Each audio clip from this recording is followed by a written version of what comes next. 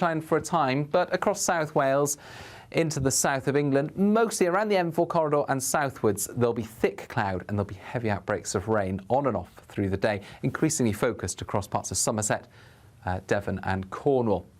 That could cause some issues, localised flooding, transport disruption, that sort of thing. But elsewhere, we've got the sunshine, 25 to 27 Celsius, even as far north as northwest Scotland.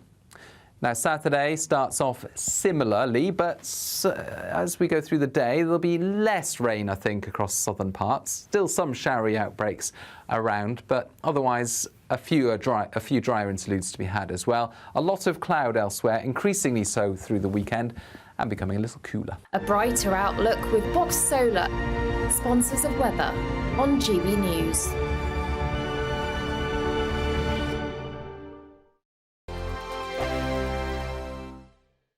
Hi there, I'm Michelle Dewberry and I'm going to take a second to tell you all about my show, Dubes & Co. We start off with the issues of the day. We then bring in both sides of the argument. We get rid of the disrespect. And then you throw me into the mix. And trust me, I'll tell it exactly how it is. And then, of course, the magic ingredient, you at home. We mix it all together and what have we got, in my opinion, the best debate show in town. Monday to Friday, 6 till 7 on GB News, Britain's news channel.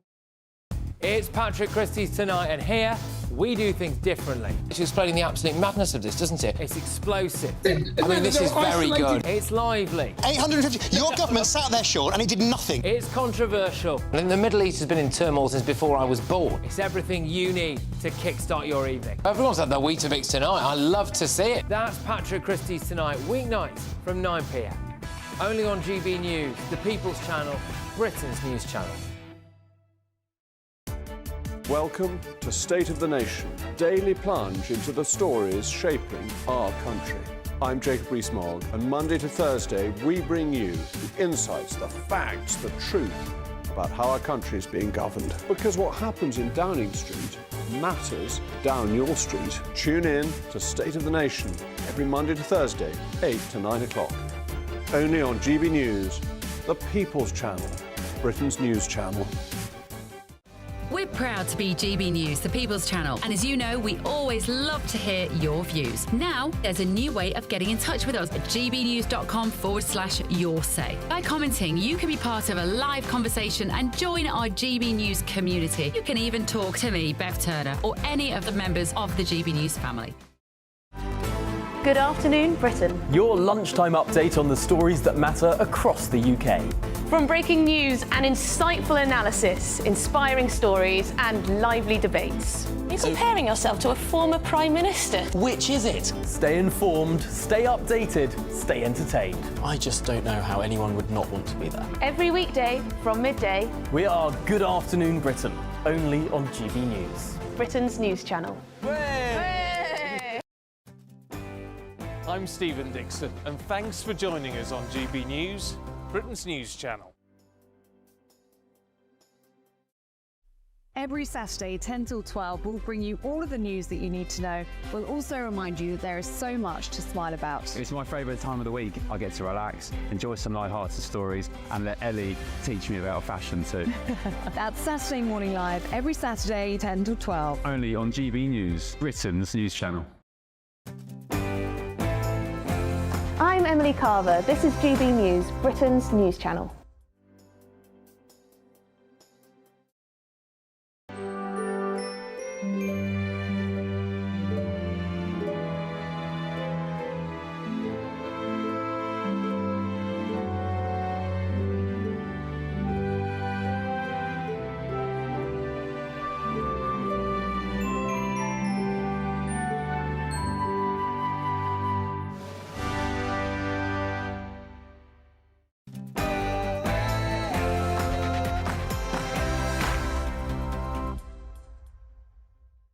Good morning. Desperate ministers could send prisoners to EU jails as overcrowding reaches breaking point. The Ministry of Justice admits prisoners are on the point of collapse as it considers renting out Estonian cells. Could this lead to more reliance on the EU, though?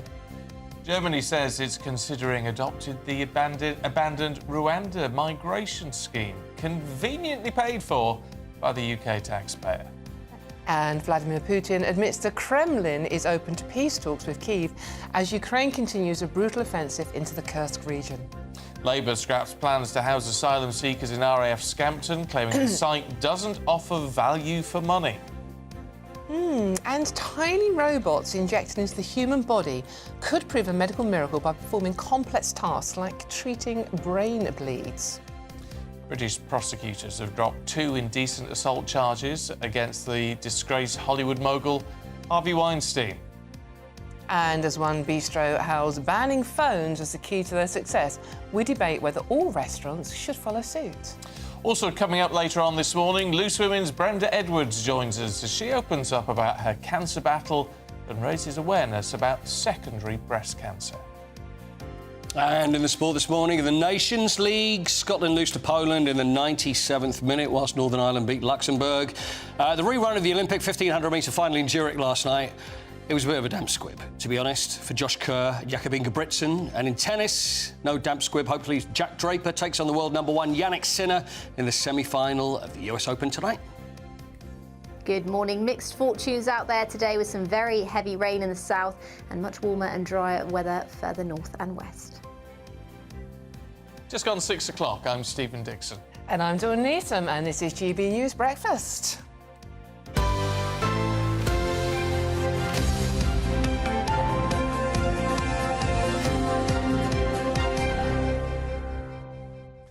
What I'm very excited about this morning is the fact... I dread to think. No, it's true. Already. Because Paul Coyte, we are going to hear from Raygun. Oh, yes, we are. Yes, we are. Raygun. Australia's top breaker.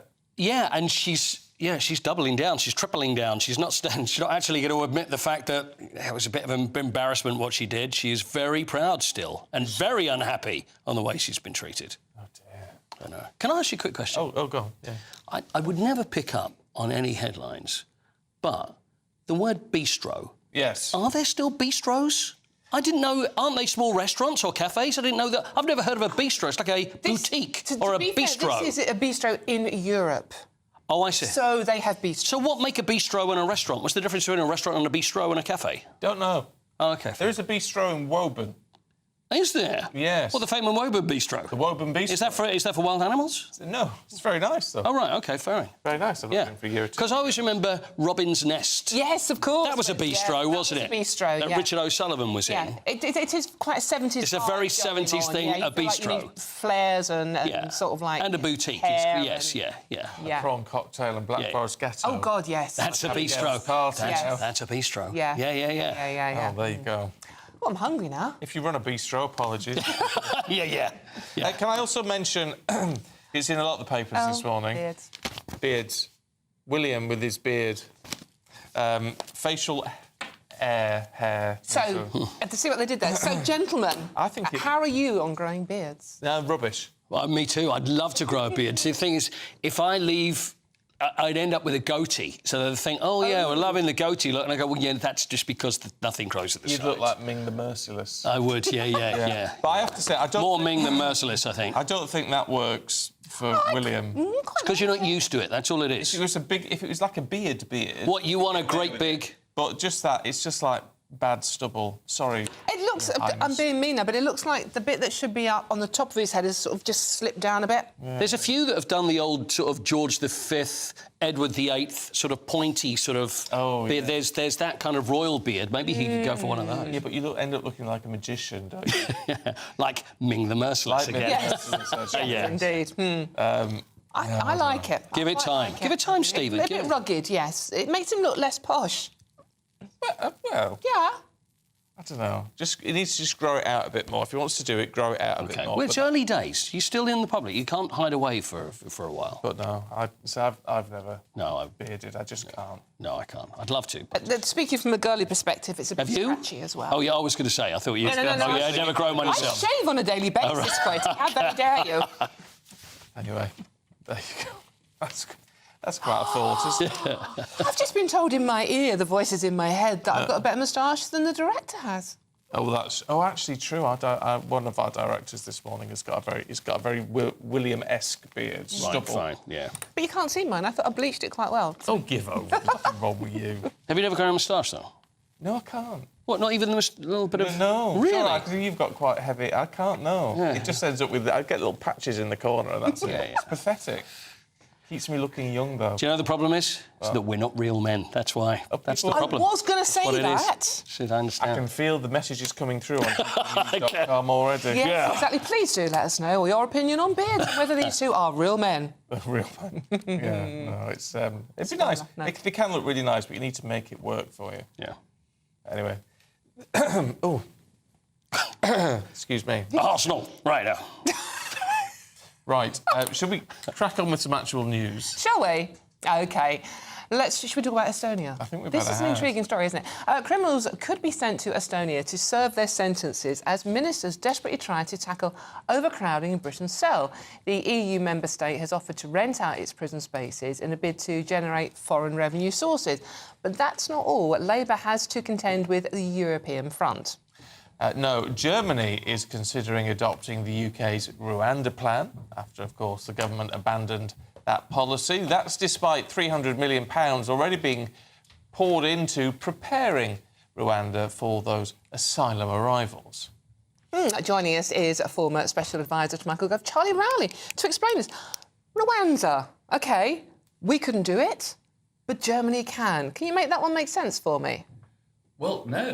No, because no, because it doesn't make sense at all. This is infrastructure that the Rwanda government has obviously built on the back of UK taxpayer money, only for a new government to come in on day one, the Labour government, to scrap the policy. The only one deterrent, it seemed to me, whether you like Rwanda or not, whether you thought it was a good idea, that was the deterrent that the former government, the previous government, said was going to stop the boats.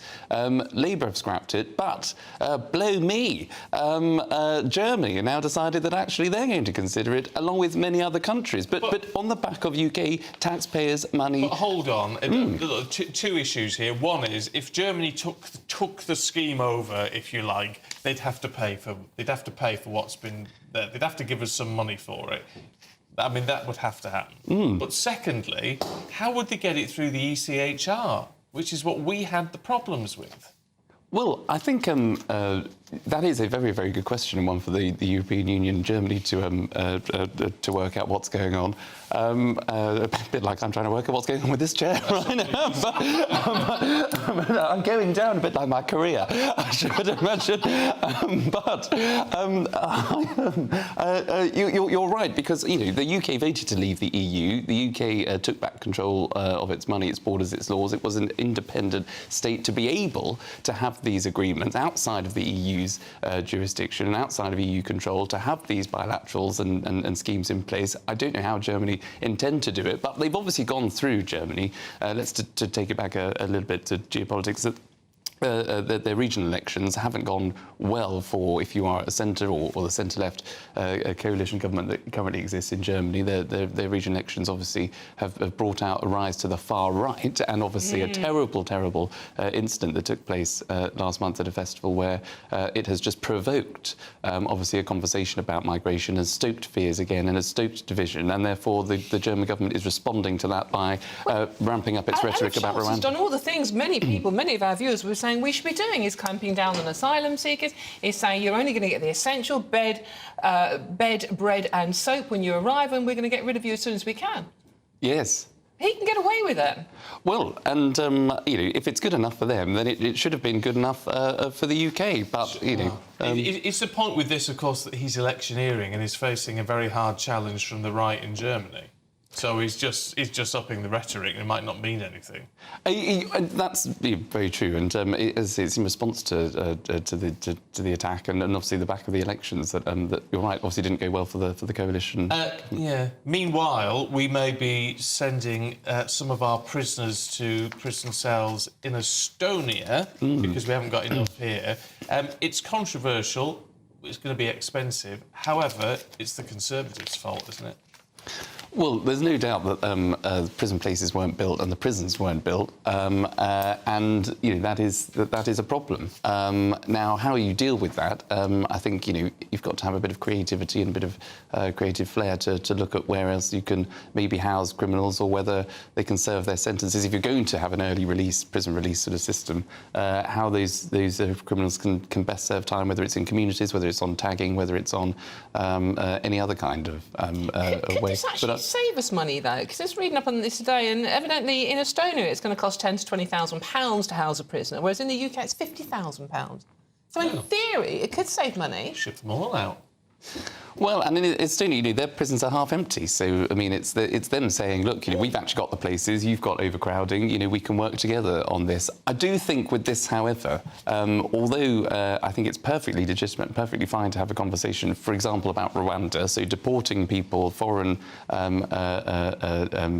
nationals who enter the country illegally to another country, another jurisdiction, another state, because they've entered the country illegally. I don't see how, if you are a UK citizen, however, that you will just be able to be rounded up, put on a plane and sent to another country against your will, against your human rights. I'm sure there will always be the human rights issue, exactly. And you've got to have the right for family to visit you and all that sort of thing. Exactly. So I don't see this one as something that will take off, but let's see. When it was first proposed by the Conservative Party, Labour said, you can't do that, that's outrageous, how dare you? Now, suddenly... Did we propose it? Oh, right. In that case, all options. First at a Conservative conference. Oh, right. And Labour goes, you can't do that, that's outrageous, human rights. All options then should be on the table, I suppose. but I just, as maybe as a little bit of leg that might have been, flashed at, the Conservative Party membership at conference.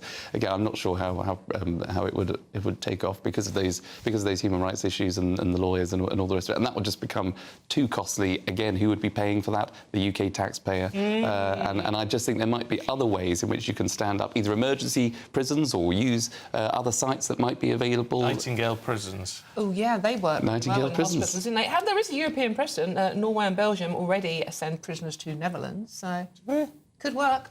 Oh, they get away with the human rights argument. Yeah, exactly. Every country in Europe seems to do it, apart from us.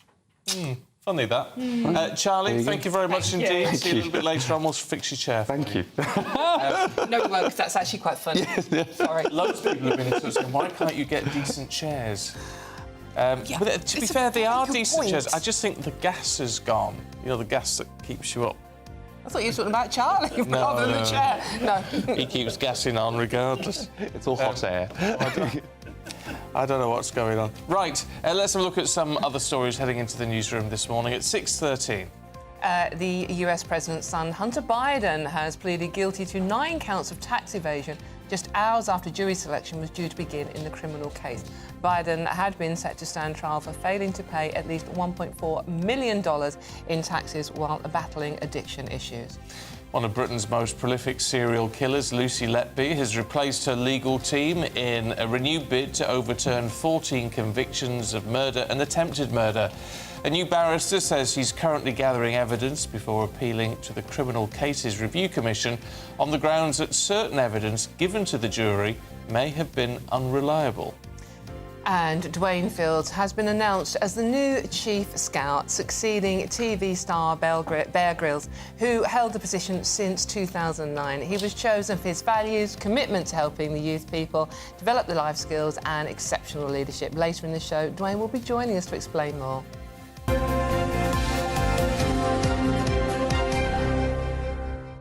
Can't wait to meet the new Chief Scout, actually. And also, he was the first...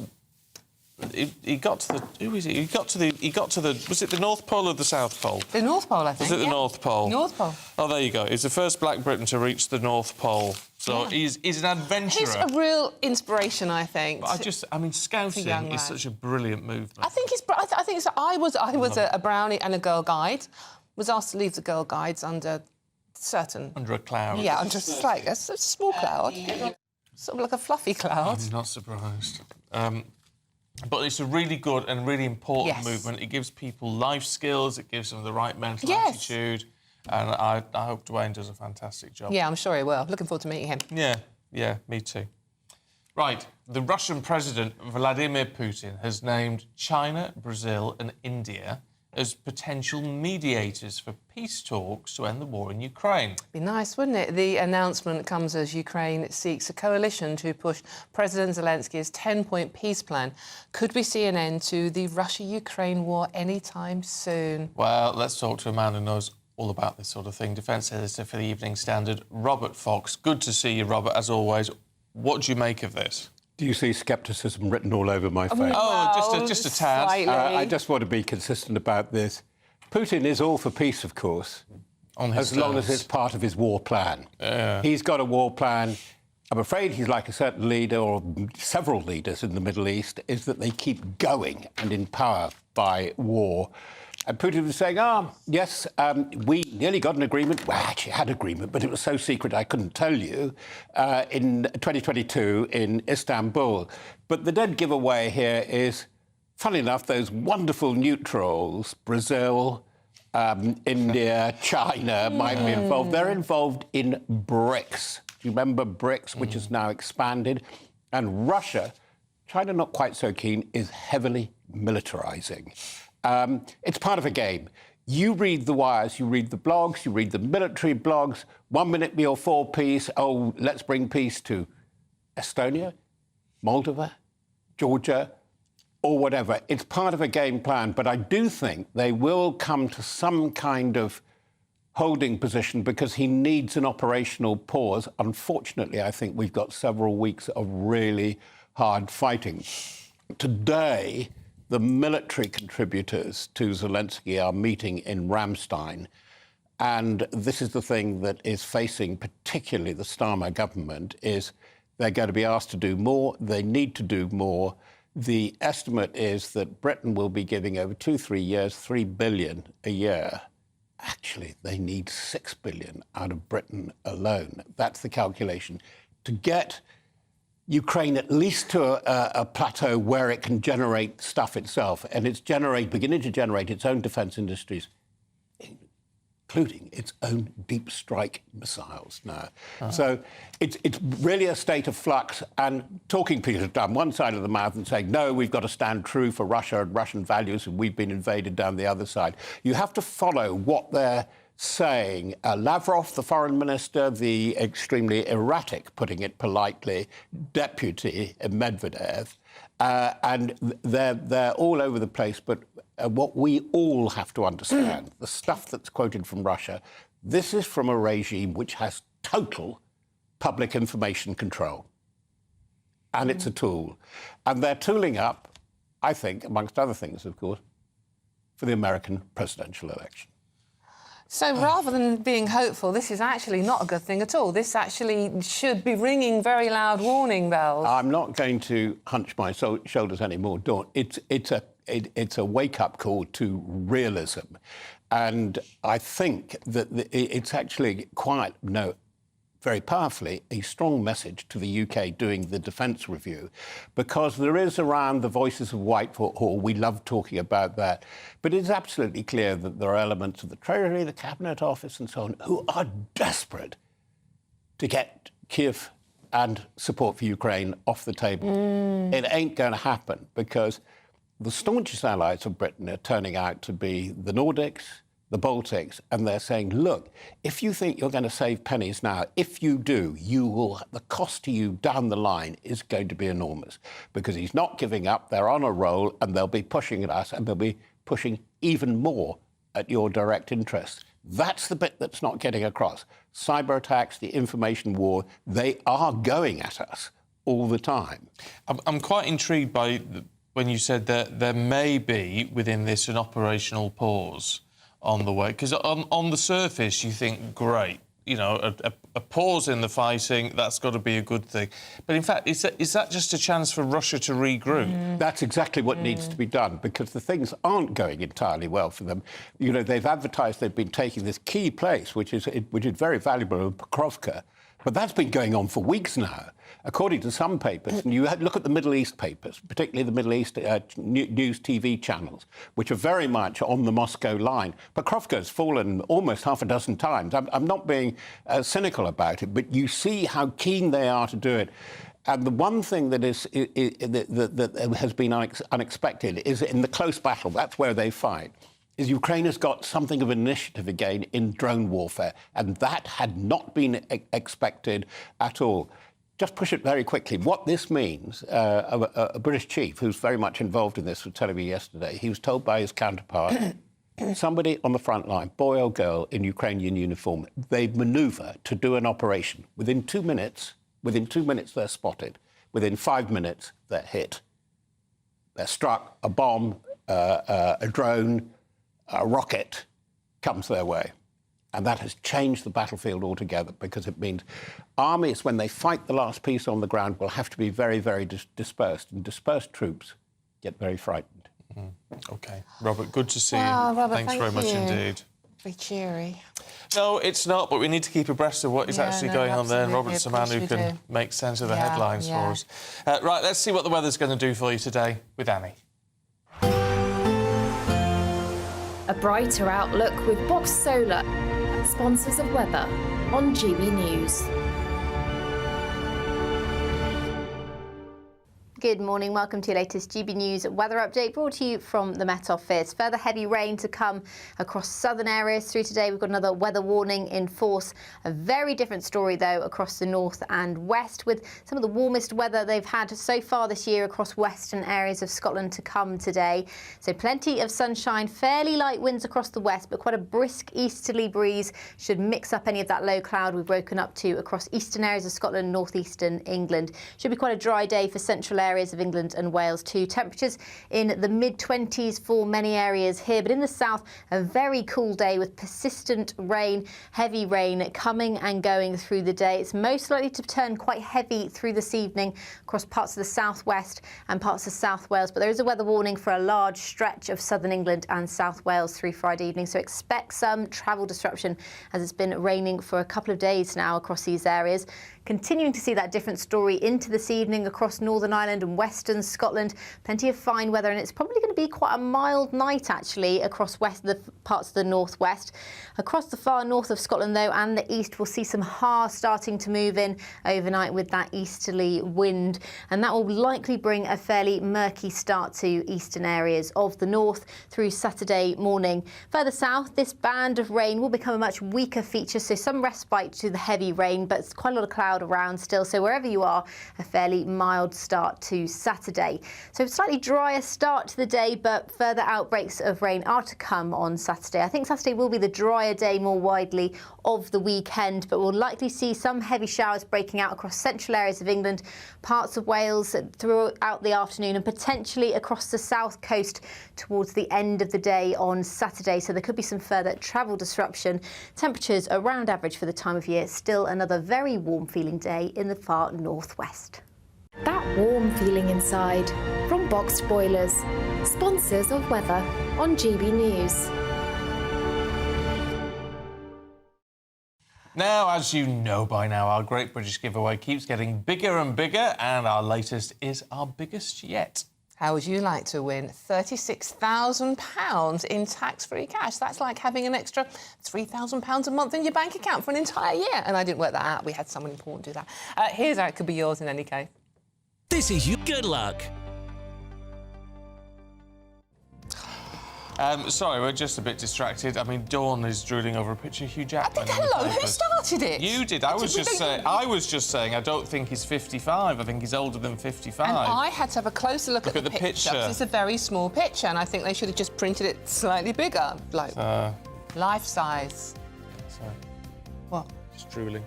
Oh, I've smudged your lipstick. No, Thank you, Stephen. Anyway, it's a lovely shave. Paul Coyce got you sport in just a minute. Sorry. Right, OK.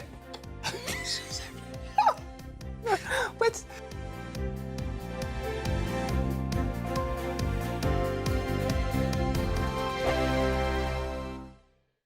Tune in to Friday Night Live with me, Mark Dolan. GB News royalty with your perfect start to the weekend. Lucky us. Feisty and fearless guests. Well, I'm a normal person, so ask me. Honest opinions that raises more questions than a Gary Barlow tax return. And a few surprises along the way. Might be cold in this studio. That is Friday Night Live with me, Mark Dolan. 8 to 9 only on GB News, the People's Channel, Britain's news channel. Are the newspapers getting you down? My wife didn't divorce me that month. Struggling to separate the wheat from the chaff? I know that it's a bit of a circus at the best of times. Well, don't worry. Headliners has got you covered. We'll take the burden of reading the day's news, and if we get depressed, who cares? It's an occupational hazard, frankly. That's Headliners on GB News from 11 p.m. till midnight, and the following morning, 5 till 6 a.m. on GB News, the comedy channel. Nah, just kidding. Britain's news channel. Good afternoon, Britain. Your lunchtime update on the stories that matter across the UK. From breaking news and insightful analysis, inspiring stories and lively debates. You're comparing yourself to a former Prime Minister. Which is it? Stay informed, stay updated, stay entertained. I just don't know how anyone would not want to be there. Every weekday from midday. We are Good Afternoon Britain, only on GB News. Britain's news channel. In the GB newsroom, we bring you the news as it happens. With our team of dedicated journalists across the UK, we're ready to keep you up to date with what's happening every half an hour, every single day. Bulletins here on GB News, the People's Channel, Britain's news channel. I'm Andrew Pearce. This is GB News, the People's Channel, Britain's news channel. Hi there, I'm Michelle Dewberry, and I'm going to take a second to tell you all about my show, Jubes & Co. We start off with the issues of the day. We then bring in both sides of the argument. We get rid of the disrespect, and then you throw me into the mix. And trust me, I'll tell it exactly how it is. And then, of course, the magic ingredient, you at home. We mix it all together, and what have we got? In my opinion, the best debate show in town. Monday to Friday, 6 till 7 on GB News, Britain's news channel. It's Patrick Christie's Tonight, and here we do things differently. It's explaining the absolute madness of this, doesn't it? It's explosive. I mean, this is very good. It's lively. 850. Your government sat there short and he did nothing. It's controversial. And the Middle East has been in turmoil since before I was born. It's everything you need to kickstart your evening. Everyone's had their Weetabix tonight. I love to see it. That's Patrick Christie's Tonight, weeknights from 9 p.m. Only on GB News, the People's Channel, Britain's news channel.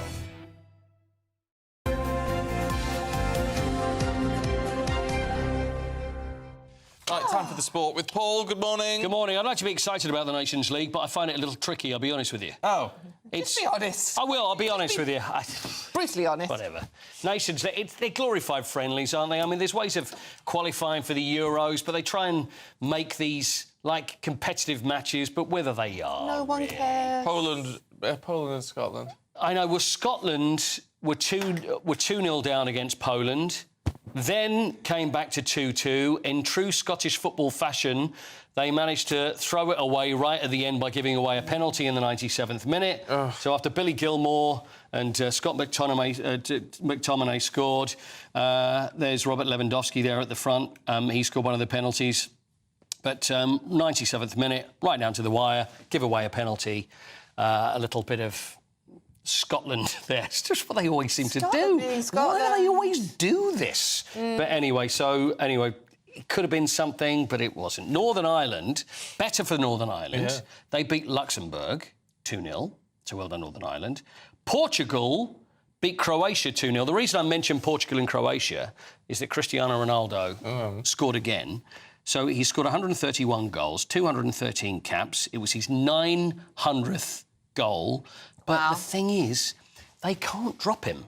It's almost like Roberto Martinez, who's the manager, is scared of him because he's 39 and it's just insists that he plays. Yeah. So but he's still scoring goals. Why not? Well, he is, but is he contributing much to the team? And there's other great Portuguese players. Yeah, you know what? Watching Ronaldo play, he's like the kid with the ball. If it is. Don't let me take the free kick or the penalty. I'm taking the ball. You are correct, and that's what happened in the Euros. It's like he hadn't scored a free kick in goodness knows how long. Yeah, no, but he's going to have it, isn't he? He's going to have it. He will play until he's like 60 because nobody will actually have the nerve to go, Cristiano, it's time to step away from the ball. No. But in the meantime, he'll keep playing. But the one I'm most excited about of all the games yesterday was the heavyweight clash of San Marino versus Liechtenstein. Oh.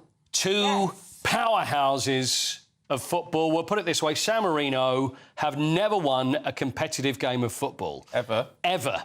The only game they have won was actually against Liechtenstein, which was 20 years ago, but that was a friendly, so it didn't count. So San Marino 1, Liechtenstein 0. These are the celebrations after the game. Look, that, by the way, that's the whole population of Liechtenstein there on the pitch. Yeah. Look at them celebrating. Bottom of the FIFA rankings. Look, they can't believe what's happened. They can't believe it. See, that I like. 210th in the FIFA rankings, which is bottom. It's 23.6 square miles with a population of 33,000 people, by the way, San Marino. Wow. Right next to Italy. Liechtenstein, not much bigger, but there we are. Well done, San Marino. Good on them. Beaten by England 10-0. I love that. knows? Well, look, it means something. It means something. That's the point. Football should mean something. Yeah. I'm very disappointed that Jakob Ingebrigtsen... Are you disappointed with Jakob Ingebrigtsen? Did not win. I'm more disappointed that Josh Kerr didn't win, which now this rivalry in middle distance running between Britain's Josh Kerr and Norway's Jakob Ingebrigtsen. Yeah, but I'm... You like Ingebrigtsen? That's understandable. You just like being able just to like say saying the the name, don't you? name. You like saying the name. But the thing is, this rivalry, it's not like Cohen-Ovit, where one would win, the other would win, one would win. So they went to the Olympics. There was this going to be huge rivalry. Josh Kerr came second, Ingebrigtsen came fourth. So then they have the rerun, and it was in Zurich in the Diamond League last night. And... Again, and by the way, Cole Hocker was the American that actually beat them both in the Olympics. So this other rerun, another American, Yared Nuguse, won. Ingebrigtsen was second, Josh Kerr was fifth. So it was just a bit of a... It's always got to be one or the other. They've got the words are shouting at each other having a go, and there's this rivalry. But it should be between the two best. Yeah. But neither seems to win. So it's gone a bit... The one bit of sport yesterday I absolutely loved and I thought was fantastic was the in the Paralympics, a 13-year-old winning in the breaststroke. She's 13. Iona Winifred, yeah, oh 13 years old. Can you imagine doing that at 13? And she looked so pleased. It was a wonderful moment. The thing, we spoke about this yesterday, didn't we? The Paralympics, it's really affected me, this one. And I've watched it before, but there's been so many amazing stories in this. And some people will look at it and think, oh, you know, it's not really like the Olympics and stuff. You know, I know people can all have their views, but I look at it and I just think, and without sounding corny, it's just so inspiring. Yeah. When you see, especially when you see a kid like her, she's 13 years old, she's got silver in the 100-metre breaststroke. Ellie Simmons is her idol. Yeah. And she's even younger than Ellie was when she won her first gold medal. And then you've got Blythe Toomey, who's 14 years old. She won a gold, which she didn't win a gold, I beg your pardon. She won a second bronze playing table tennis. And the thing with the Paralympics, and you think that when people are at their athletic peak is usually mid-20s. You've got kids of 13 and you've got people that are much older, so into their 40s. Yes, you know, and it's incredible that what we're seeing, and I just think it's so inspiring. And Richard Whitehead, one of our greats, we're going to have him back on. I'm Speak to him a little bit later as well. Because talking about one of our greats, Jack Draper. A future great. Well, I want to jump the gun now, Stephen. Well, I'm a bit, you know... He is great, though, isn't he? Semi-finals at the US Open. I was reading about his mum today. Oh, yeah. He's probably about 35. Yeah. Well, he is literally a fetus. He's 22, A fetus with a racket. I always found it was worrying when firstly you get to the point when you watch football and you find you're older than the players. Then you find you're older than the manager. Then you find you're about the same age as the chairman. And I struggle. Obviously, I haven't reached either of those points yet. But Jack's mum, Nikki... she was a champion, because usually in tennis, it's like Judy Murray, you know, she was a champion, she was a coach. His dad was the head, by the way, of the LTA, the Lawn Tennis Association, so there's tennis in the blood. They're not together anymore, the mum and dad, but... So Jack's mum says, I find this strange, and I'm not going to criticise, obviously, any mother, but she says... No, are you going to be going over? No, I don't think I'll be going over to New York to watch. I don't think. What? No, I get this. I don't. I completely get this. She's so nervous. She's I'd much rather be sitting at home on my settee with a glass of wine. Right, OK, well, let's say that you're the mother, or I'm thinking if it was my kids, and I would be incredibly nervous, but wouldn't it be great if he saw his mum up there?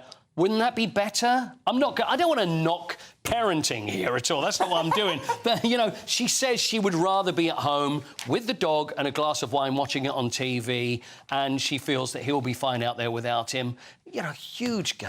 No, you should get out there. I think so, especially if he gets to the final bit. So it's Yannick Sinner, he plays in the semi-final tonight, 8 o'clock. Huge game. Talking about, I mean, parents who must be incredibly proud. You're talking about my... Not your parents, right. no. Raygun's parents. How do you think... Rachel Gunn, is it? Yeah, that's it, yeah. How do you think her parents are... They must be bursting with pride. Do you think so? So Raygun, the breaker from the Olympics, who brought shame on Australia... Maybe that's a little strong. Possibly. OK, fine. Well, anyway, look, it was an interesting thing.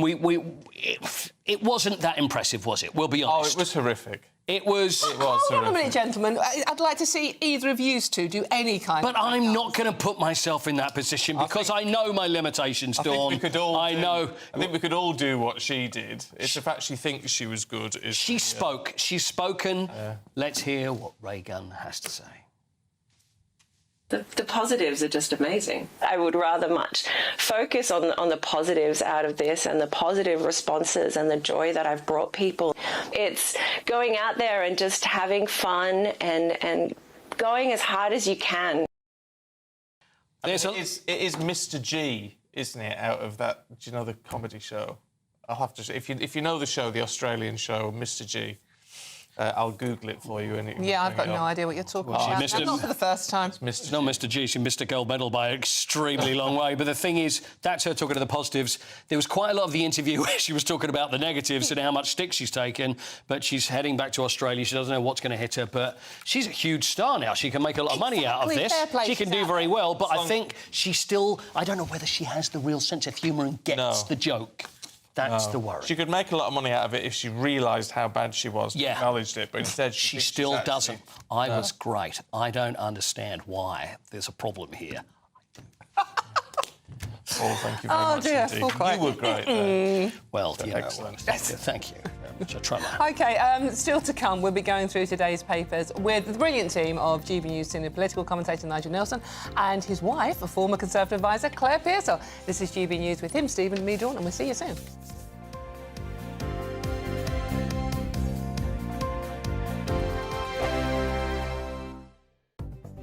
The latest GB News travel. Good morning, I'm Russell Holding. Train services aren't running between Skipton and either Leeds or Shipley because of overhead line problems. It's day 4 of the men's cycling tour of Britain in Derbyshire today, with road closures between Derby and Newark from 5 this morning till 8 this evening. Buses replaced trains between Carmarthen and Milford Haven because of a signalling problem. On the M1 in Hertfordshire, 2 out of 5 lanes are closed northbound between junctions 9 and 10 towards Luton Airport for emergency resurfacing repairs after a fuel spill yesterday.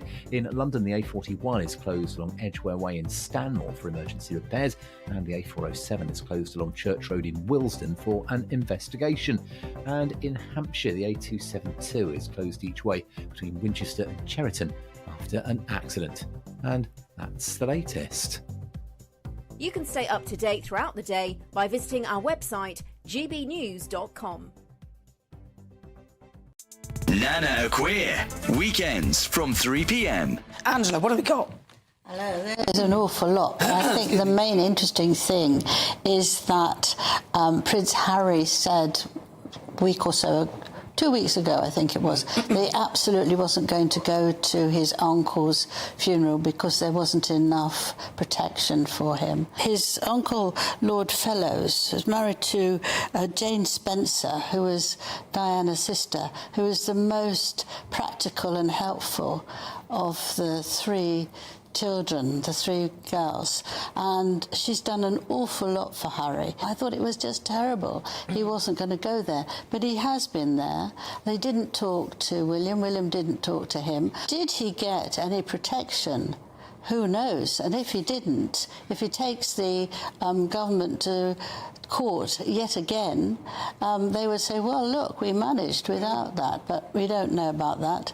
But also the paper, the magazine that does loads for Harry and Meghan, they were the ones who said he wasn't going, so they said what he wanted them to say. He doesn't need any protection. I mean, how did he get there? Probably in a Bombardier private jet that gives off 60 times more carbon than anybody else. Yes, well, we don't know about that. The good thing was that he was there, and of course today is Remembrance Day for Diana, the day she died. So that he went there and he was with her side of the family, and I think that that's very good and might help him feel a bit better about things. But neither of them are doing well out of it. William is not doing well out of it. Harry is not doing well out of it. The King is not doing well out of it. Meghan Markle's not doing well out of it.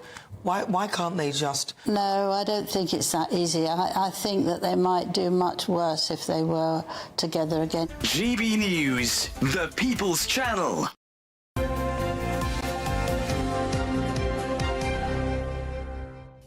Yeah. 6:41, let's have a look at some of the front pages, and the Times leads with the news that the firm behind the Grenfell Tower refurbishment project is closing down. Meanwhile, the Telegraph reports criminals could potentially serve their sentences in Estonian prisons as ministers consider plans to rent out EU cells. The Mail tells of Germany's proposal to send illegal migrants to facilities in Rwanda that so far have been paid for by us. Oh, yes. The Mirror's front page reveals a new monument in honour of the late Queen will be unveiled in 2026. The Guardian has survivors and families affected by the Grenfell Tower fire expressing anguish over delays in justice, with charges not expected until the 2030s.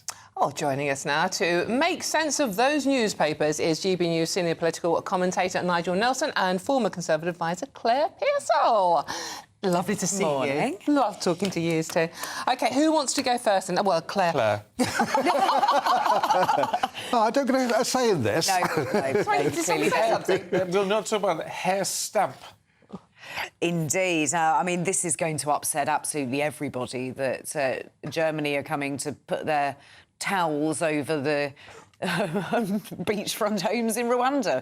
So this is the money that we've all paid out, every single one of us, to put migrants in Rwanda that has then been scuppered. The Germans are now looking at it to see if perhaps it could be used for some of their migration issues. They'd have to pay us. You would think so. Well, I wonder. I doubt the money's gone to Rwanda. We've given them £700 million. But quite interesting. Regardless of whether we sent anybody. But quite interestingly, Rwanda have said, yeah, of course we're open to offers, and I suspect that they would demand more money out of Germany to be able to use that system. But whenever you look at these things, the headline is very obvious. It could adopt. It's still got to go through the German parliamentary system. What about the ECHR? But they're going to look at using UNHCR to start relocating people. So it is a slightly different deal. I mean, the devil's always in the detail. It is a slightly different deal. They're looking at 10,000 people that are coming through the Schengen border with Belarus. So they're really looking to blame Russia for all of this. It's a complicated picture when you start to sort of peel down the detail. It's 10,000 people a year, they reckon, coming through that route through Belarus, and that's who they're looking to relocate to stop that particular problem coming in that porous border. So it's not quite what we were hoping to do in this. And if they do the UNHCR route, I mean, the UNHCR have settled people in Rwanda, but they've done it from Libya and from the Congo, where both places where nasty wars are going on, so you've got a lot of refugees. But the key difference between them and Britain is that it was always voluntary. So people would actually sign up to it to go to Rwanda, and they were perfectly happy about about it. In our case, we were talking about compulsion. So it'd be interesting to see if Germany ever get this off the ground, whether they would do it on a voluntary basis, whether they would compel people to go. But presumably it would be designated as safe, which was the argument used about stopping it all. Well, that would be up to the UN, but that would be up to the European Court of Human Rights, because they were the ones who put the block on us. It may well be that when there'd been a full hearing, for all we know, the European Court would have turned around and said it was safe. It was only an interim block on sending migrants there in the first place. So was it daft for Keir Starmer to block it? Sorry, say again. Was it daft for Keir Starmer to block it? No, I mean, the whole thing was it never fulfilled any of the tests of a proper public policy. So it was never signed off by the Home Office Permanent Secretary, Matthew Rycroft. And the reason for that was it wasn't value for money. So ministers had to order him to carry on doing it. The total cost, we've spent 700 million so far. The total cost of it would have run into 10 billion. Now, you know, at the moment, for the 700 million, we could keep an asylum seeker in a hotel in Britain for sort of 20 or 30 years. So it was never worth the money to go and do it, even had it worked. And that money is non-refundable, by the way. Rwanda have said you're not getting any of it back. Yeah, absolutely. Not going to hand it back, but I do think it's going to be really interesting if Keir Starmer wants to have a slightly closer relationship with the EU, that he has had it out there that the Rwanda plan was ridiculous and awful and it should never happen. And now Germany, somebody that he's hoping to have a relationship with, is looking at it going, well, actually, it's not quite so bad. So I think sort of that kind of politics is going to be interesting going forward. It doesn't sound fair, does it? It's one rule for everybody else and one rule for us. Nigel, take us to the front page of the Express, which has been a big Express campaign, hasn't it? The winter fuel payments. And what Labour are doing to pensioners. Yes, and what the Express is saying this morning, based on a pressure group, Silver Voices, who represent pensioners, is saying that pensioners are willing to compromise if they don't have to lose it all. Now, the way the compromise works is that Silver Voices reckon that the way to do it, to make it fairer, is only for higher rate taxpayers to lose it. That would actually that would mean that most of the 10 million pensioners who are losing it at the moment would keep it. However, the trouble with that proposal is it only raises a tenth of what Rachel Reeves needs at the moment, which is 1.4 billion. Well, that's a killer issue, isn't it? Well, it is. It might be fairer, but it's all about saving money. That's right. So, I mean, it's around about 125 million you'd save that way. So it's a drop in the ocean, so it probably won't work. I mean, better if we're trying to make it fairer and Rachel Reeves doesn't need all that money instantly, would be to put the £300 winter fuel allowance into the basic state pension, and then you would tax it. So you then tax it at 20%, 40%, 45%, depending how rich pensioners were. But those right at the bottom, the ones that we're really worried about, the 2 million on the margins, would actually get they would get their winter fuel allowance. Oh, I was going to... When you said make it taxable, I was going to go, how ridiculous, but actually it sort of makes sense, Nigel. Well, it means that it means people would be doing all right. Yeah. The ones who are OK, the ones who have got plenty of money and don't need it, they're the ones who would hand the money back to Rachel Reeves. So she does save money at the end of it if she did it that way. So all this talk about saving money and raising money off the most vulnerable people in society, it really is. Yeah, and Claire, you're still going to freeze Granny at Christmas. Well, nearly 5,000 pensioners died last year. Exactly. The cold is a bigger killer than anything else. And I think that this is a really unfair policy. It is affecting those who are very vulnerable.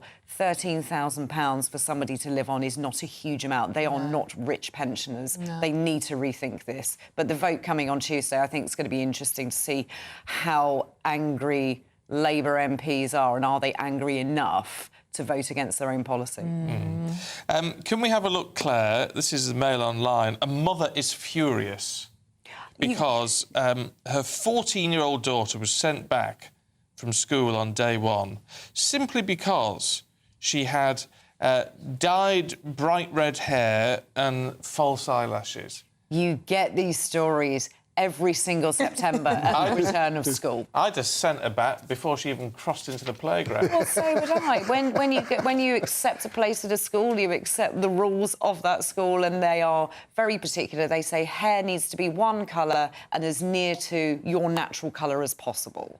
So to go in with sort of bright red hair or stripy hair in other cases, or very spiky hairstyles, it doesn't fit the rules of the school. Doesn't matter whether you agree with it or not. If you've signed up to it, that's what you live with. And the mother is trying to make out that the young girl is a little worried about her appearance. Tell me what teenage girl isn't. But I don't think that requires you to have bright red hair and false eyelashes. Why on earth would you need false eyelashes to go to school? Yeah, I mean, I agree with Claire completely on this one. Gosh, how unusual this is. Yeah, I mean, there's a school uniform. It is set down. You agree to actually abide by that school uniform when you go to school, both pupil and parent, and all kids try and sort of change the uniform slightly to make it a bit more individual. But something like this.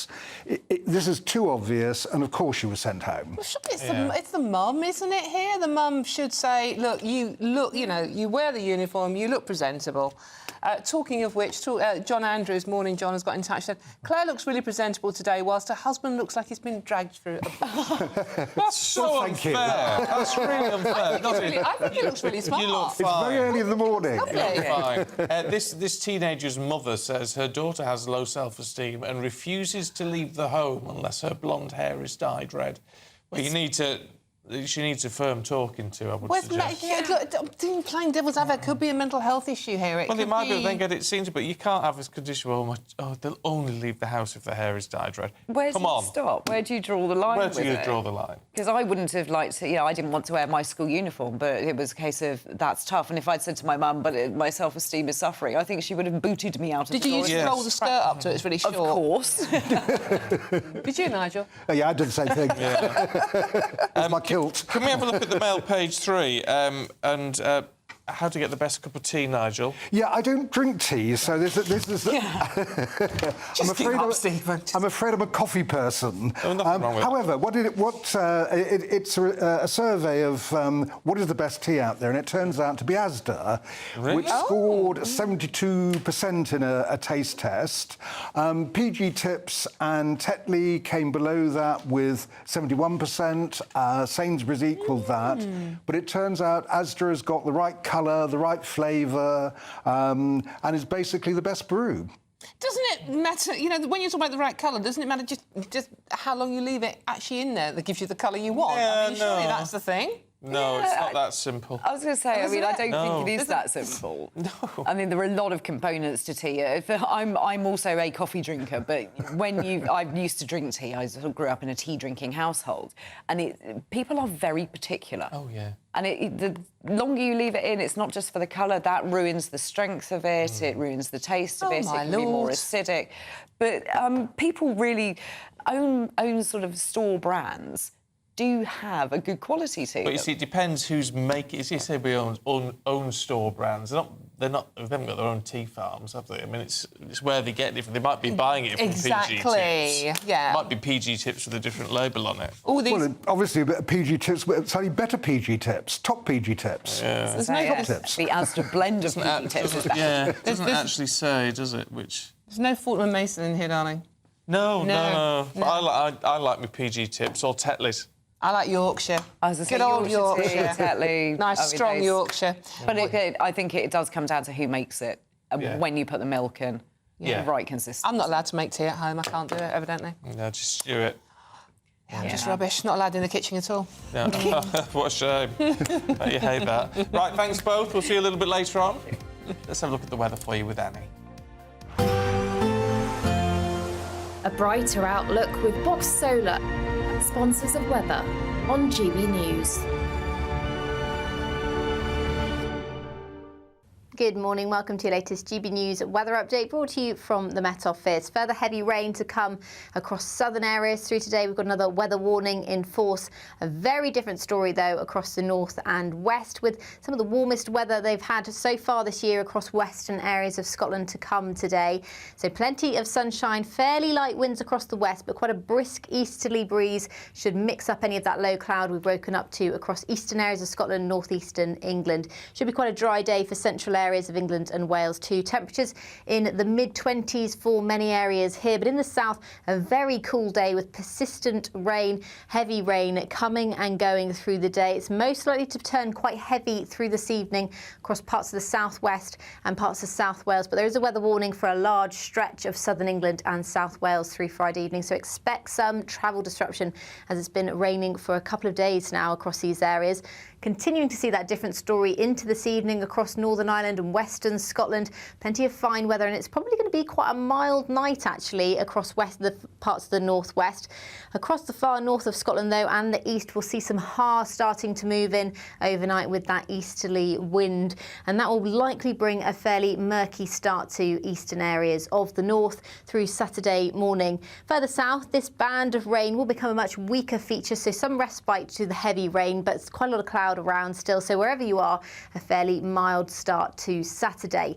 So slightly drier start to the day, but further outbreaks of rain are to come on Saturday. I think Saturday will be the drier day more widely of the weekend, but we'll likely see some heavy showers breaking out across central areas of England, parts of Wales throughout the afternoon, and potentially across the south coast towards the end of the day on Saturday. So there could be some further travel disruption.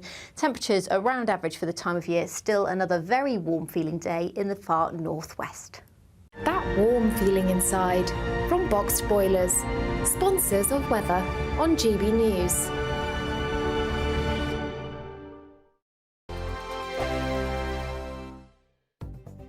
The latest GB News travel. Good morning, I'm Russell Holding. Train services aren't running between Skipton and either Leeds or Shipley because of overhead line problems. In Derbyshire, it's stage 4 of the men's cycling tour of Britain today, with rolling road closures throughout the day between Derby and Newark. Buses replaced trains between Carmarthen and Milford Haven because of a signalling problem. In London, the A41 is closed each way between Stanmore and the M1 near Elstree because of a burst water main. Also in London, the A407 is closed southbound along Church Road in Willesden for an investigation. In Kent, the A226 is closed along London Road in Swanscombe because of subsidence. Buses replaced trains between Dover Priory and Folkestone Central because of an incident. In Hampshire, the A272 is closed each way between Winchester and Cheriton after an accident. And in West Sussex, there are road closures around the Goodwood Circuit for the Goodwood Revival. That's the latest. You can stay up to date throughout the day by visiting our website, gbnews.com. I'm Christopher Hope. From pop stars to politicians, I'll interview anybody in a pub who's got a political opinion. Join me every Friday on Spotify, Apple Podcasts, YouTube or gbnews.com, or wherever you get your podcasts. This is GB News, the People's Channel. If you want your news to be straight talking... This is a nightmare for the Conservatives again. Down to earth. It's not just Nottingham where this is happening, is it? And most importantly, honest. Hard-working, middle-class taxpayers, they'll get their book thrown at them. Then catch me, Martin Daubney, Monday to Friday, 3 till 6 p.m. on GB News, Britain's news channel. Join me, Nana Akweer, for an informative, interactive news programme with a difference. It's fun. No, he didn't say that, though. I'm so surprised. I think there's an element of truth to that. Join me from 3 p.m. every weekend, only on GB News, Britain's news channel.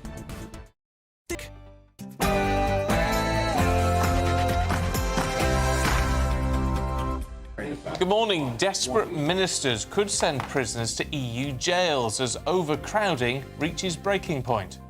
The Ministry of Justice admits prisons are on the point of collapse as it considers renting out Estonian cells. Could this lead to more reliance on the EU? Germany says it's considering adopting the abandoned Rwandan migration scheme, which has been paid for by us. How convenient. And Vladimir Putin admits the Kremlin is open to peace talks with Kyiv as Ukraine continues a brutal offensive into the Kursk region. Labour scraps plans to house asylum seekers at RAF Scampton. It says the site isn't value for money. And tiny robots injected into the human body could prove a medical miracle by performing complex tasks like treating a bleeding on the brain. Prosecutors in Britain have dropped 2 indecent assault charges against the disgraced Hollywood mogul Harvey Weinstein. And as one bistro hails banning phones as the key to their success, we debate whether all restaurants should follow suit. Also, later on the show this morning, Loose Women's Brenda Edwards joins us this morning. She's talking about her cancer battle and raises awareness about secondary breast cancer. Luckily in the sport, I don't have to say abandoned and Rwandan in the same sentence. But in the Nations League, Scotland lose to Poland in the 97th minute, whilst Northern Ireland beat Luxembourg. San Marino have won their first ever competitive game as they beat Liechtenstein. And in tennis, Jack Draper takes on the world number 1 Yannick Sinner in the semi-final of the US Open. Listen, I've got an update. His mum is travelling to New York. Oh, was she listening? She is. She's going. His mum, about half an hour ago, I said she was staying at home, but apparently now she's on her way to New York. So I think that's the power of us, is it? Or is it And just she obviously was watching and things thought, have I'm getting changed? my glass of wine, I'm going over there. She's going. She's on her way. So that's good news. Well, you weren't mum-shaming her, though, to be fair. Well, I did get a bit strong, I know, I apologise. But anyway, I'm glad it's all sorted out now. Good morning. Mixed fortunes out there today with some very heavy rain in the south and much warmer and drier weather further north and west. It's just gone 7 o'clock. I'm Stephen Dixon. Ah, evidently, and I'm Dawn Neeson. And this is GB News Breakfast.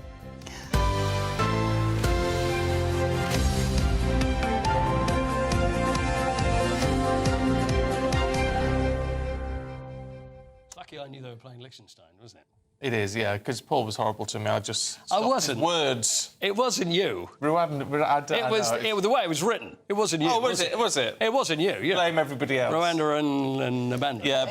It was the way it was read out, actually, Paul. No, was it? Trying to be nice. No, don't Come be nice. on. A bad workman blames his tools. Okay. So, no, it's one of those things. It's weird in this job, isn't it? I mean, you know how it works. That sometimes stuff comes out your mouth and you think, I have no idea what any of that means. I know I'm saying it wrong, but I don't know why. You know that happens to me a lot. Every single day. Not even at work, is Yes, it, Paul? It's it's- just like every minute of every day. I'm a work in progress, is Yes, what I am. exactly. What have I just said? What does that even mean? No idea. Very odd. It's weird. You go into sort of an autopilot. Yes, I do that when I'm having conversations with the husband. Oh, do you? You have an entire conversation. You might do this at home as well. Have an entire conversation with your husband when you're a bit tired and you're not really listening. And at the end of the conversation, you look at them and you go, I have no idea what I've just been talking about. You know, the worst thing I've ever done when it comes to autopilot, because I was on the radio for so many years and we used to have to give, like we do, you give time checks because it was morning show. Anyway, I was on the phone to someone and I'm on the phone and I found I was miles away and I went, it's 7:13, whilst I was on the phone to someone, and they said, what do you mean? I went, I don't know, because I was miles away and I'd gone into this place. I actually gave a time check while I was on the phone. I love that. I think your brain's just so full of amazing information. Nonsense. Oh, full of amazing information. Yeah. There you go. Right, enough of that. Let's turn our attention to sort of politics. Well, it is politics, but it's all about criminals who could be sent to Estonia to serve their sentences. That's because ministers are trying to tackle overcrowding in Britain's jails. The EU member state has offered to rent out its prison spaces in a bid to generate foreign revenue sources. But that's not all Labour has to contend with on the European front. No, Germany's considering adopting the Rwanda plan. That's after the Labour government abandoned the policy, of course. That's despite over, £300 million of our money already being poured into preparing Rwanda for asylum arrivals. Let's talk to a former special advisor to Michael Gove, Charlie Rowley, who's here. Good morning, Charlie. Good morning. Good morning. Can we actually ship criminals to Estonia to serve out their sentences? I think it'd be very difficult if this comes to fruition, just because of the amount of lawyers and legal wrangling that I'm sure prisoners would reject the idea of being sort of rounded up, put on a plane and shipped over to a foreign jurisdiction. So I don't think it's got legs. I can understand the appeal. And if there are creative ways of perhaps, if you are, for example, going to be detained for maybe a very, very long time, if you are a serious violent and criminal, then, maybe. But I think if it's a short term, if you're just looking at the prisoners that just want to see out the end of their sentencing, I think that would just be a step too far. Is there an argument with this? Because a lot of people have got in touch and said, we've apparently got 10,000 EU criminals in the UK. So is it an option to actually move them? Well, I think, if you've got foreign criminals absolutely in the UK, then they should be deported, and, maybe there could be, a deal struck up with, bilateral deal struck up with, countries of their origin, and, they are able to be deported and serve their sentence there. I think that's a jolly good point. The Justice Secretary is actually meeting with her Estonian counterpart, isn't she, this week on Thursday? So that sounds like it could be a goer. And it's in theory... No good asking me, Dawn, I've no idea. That is the point, yeah, absolutely. But in theory, it's cheaper to keep people in an Estonian jail cell than it is to keep them in a British prison. Yeah, and on the surface, it fixes a problem. We've got overcrowding in our prisons in the UK. Estonia hasn't, and they've got capacity. So, and if they're looking to see, looking to increase their revenue, then it could be a deal that obviously they'd be looking to strike up. I just worry that I think there'll be too many legal wranglings involved because it's moving from the UK into the EU. I think it might be slightly easier for other EU countries where there is more freedom of movement for people to go and visit or anything like that. It's just, I think, a jump too far across the channel. All right, talking about jumps too far, what about Rwanda? Because obviously we've been told, well, the Labour government scrapped the scheme and all these wranglings over whether it's legal and human rights and all the rest of it. Now Germany wants to do it, apparently. And look, this will be, I think, hugely frustrating if you're a Conservative, and certainly if you're someone who served in the last government, because, obviously things didn't go so well for them, but, the country had stopped listening to the Conservatives. But when it comes to immigration, when it comes to illegal immigration, when it comes to the Rwanda scheme, for all of its heavy criticism, it was the case that, other European countries were looking into it, and now we hear that Germany really is considering taking it up. I think, it will only put more pressure on this government, the new government that scrapped the Rwanda scheme on day one without any kind of replacement of a deterrent. It is something that I think, many people who care about immigration in this country will be worried about, that we don't have a deterrent in the UK anymore. That scheme was scrapped. And it's not only just being taken up by Germany or looking to be taken up by Germany, but on the back of UK taxpayers' money that have funded the infrastructure for Rwanda that should have been for the UK. £318 million worth, which Rwanda have said, well, you're not getting back. So are Germany going to give us any sort of payment for using our facilities out there? I mean, I highly doubt it. But, I mean, look, Rwanda, for whatever people, criticise them for. I mean, they've turned out to be quite shrewd business sort of, operations. They got quite a big bang for their buck out of us, and now it looks as though they might be doing the same for Germany, because I'm sure they will be asking, obviously, money from Germany. You're right to the point you made in the earlier hours, Stephen. Germany will have to pay something, but the foundations of the scheme, of a Rwanda scheme, of a deportation scheme from whether it's the UK to Rwanda or from Germany to Rwanda, that infrastructure has been built. That infrastructure is on the back of UK taxpayer money. Heck. Just make you wonder. You know what? You know what? If I was a British pensioner, I'd be volunteering to go to Rwanda this winter, wouldn't you? Well, you probably get £2,000 to go. You get your money to go. You're going to be warm. Honestly, you do wonder. It doesn't make sense, does it? Charlie, thank you very much indeed. Good to see you. Thank you. Now, I'm a bit of a sci-fi fan and a technology geek and all the rest of it. And do you know what I love? And people talk about this a lot. It's the fact that Star Trek has invented everything. If it's been on Star Trek, it's coming to life. Communicators, mobile phones, fold out, and tablets, and all this sort of thing. It's all Star Trek. Solar sails, which is now a big thing. NASA have got a solar sail in orbit at the minute. It's about 600 miles up, which they're testing for ways of travelling to other planets within our solar system. All these things have been in Star Trek. What about Tribbles?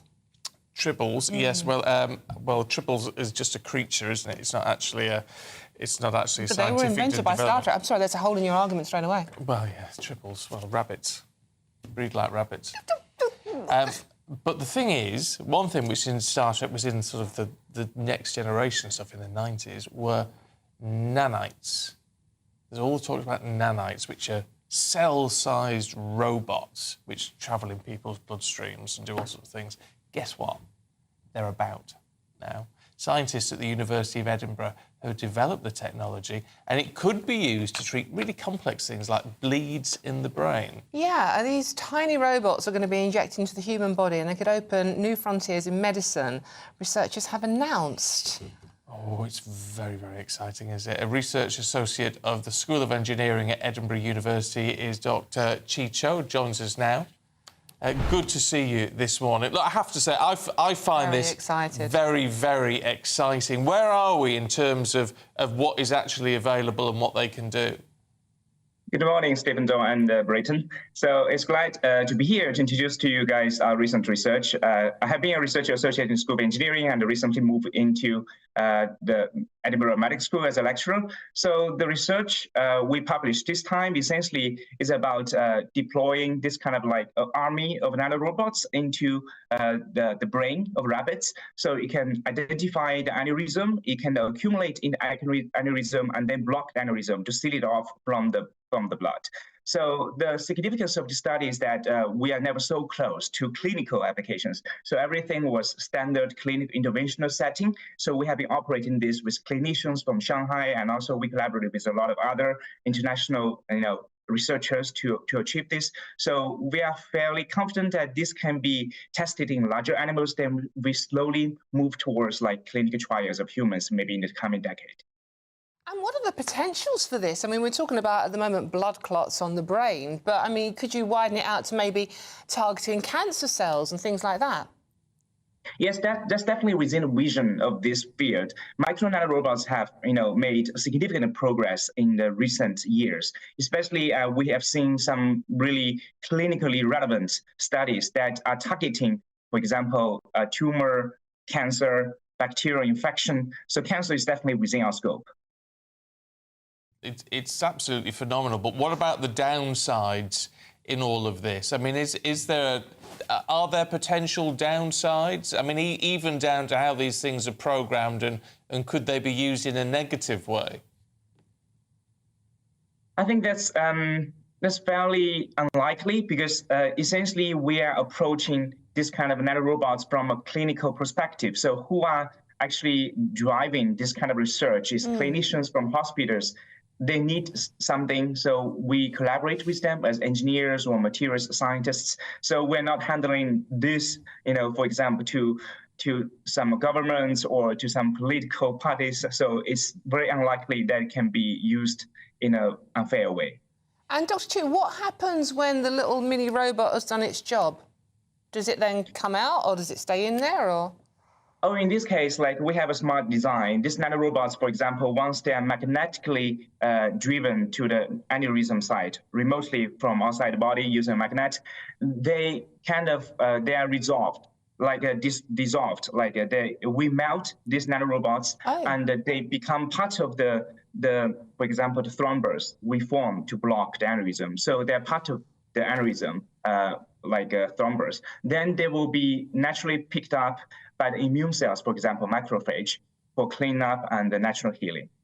Oh, do you know what, Wow. Dr. Chi, I could talk to you all day. It's fascinating stuff. Chicho, thank you very much indeed Thank you. for joining us this morning. It is the stuff of science fiction. It really is becoming... You know what, though? I'm not sure, because this is put in your body and then somebody else is controlling it. Yeah, but you do that anyway with I mean, the point is now you take a painkiller, a paracetamol, and it goes through your entire body, even though you only want it to... How does it target that? I still don't understand that bit. How does a painkiller, right, you take it for your headache, how does it know to go to your head and sort the headache out? Well, it doesn't. But it just affects whatever stuff it affects. Okay. So that it does it all across the body. Right. It's only you only notice it in your head because that's the where the bit pain that's is. hurting. But a painkiller isn't being controlled by an outside source. This is being controlled by an outside source. Yeah, it is. But clearly, from what Dr. Chi Cho was saying, is they're comparatively simplistic. So they're being controlled by magnets, so brought to an area where they are then attaching to and then dissolving into a so there's just sealing something off. Yeah, well, I mean, what do you think? Would you do it? I mean, gbnews.com/your say. I mean, would you be willing to... I mean, they're experimenting on animals at the moment, but if they ask for human volunteers, would you put yourself forward? Look, if you've got a brain... You would, wouldn't you? If you've got an aneurysm... Yeah. I mean, brain aneurysms are fatal. Yeah. So if you've got an aneurysm, why wouldn't you give it a whirl? Yeah, that's true. Oh, I'm not sure, though. There's a movie about this. I can't remember the name of it. And there's a movie about this with nanites. Well, if that's what the word is, where it goes horribly wrong. Oh, well, yes, but I mean, there's always... Look, I mean, stuff goes horribly wrong all the time. Yeah, no, it's an amazing technology and it's moving forward. And if it can be things where they can target cancer cells... Well, that would be the biggie, wouldn't it? I mean, curing cancer, the holy grail of medicine. Phenomenal. Didn't ask how much it will cost, though. No, don't know. Don't know, but it's worth it, frankly. Yeah, no, absolutely. I mean, absolutely fascinating. I could have talked to him all day. Right, it's 7:15. Let's have a look at some of the other stories in the news coming into the newsroom this morning. Now, the US president's son, Hunter Biden, has pleaded guilty to 9 counts of tax evasion just hours after jury selection was due to begin in the criminal case. Biden had been set to stand trial for failing to pay at least $1.4 million in taxes whilst battling addiction issues. One of Britain's most prolific killers, Lucy Letby, has replaced her legal team in a renewed bid to overturn 14 convictions of murder and attempted murder.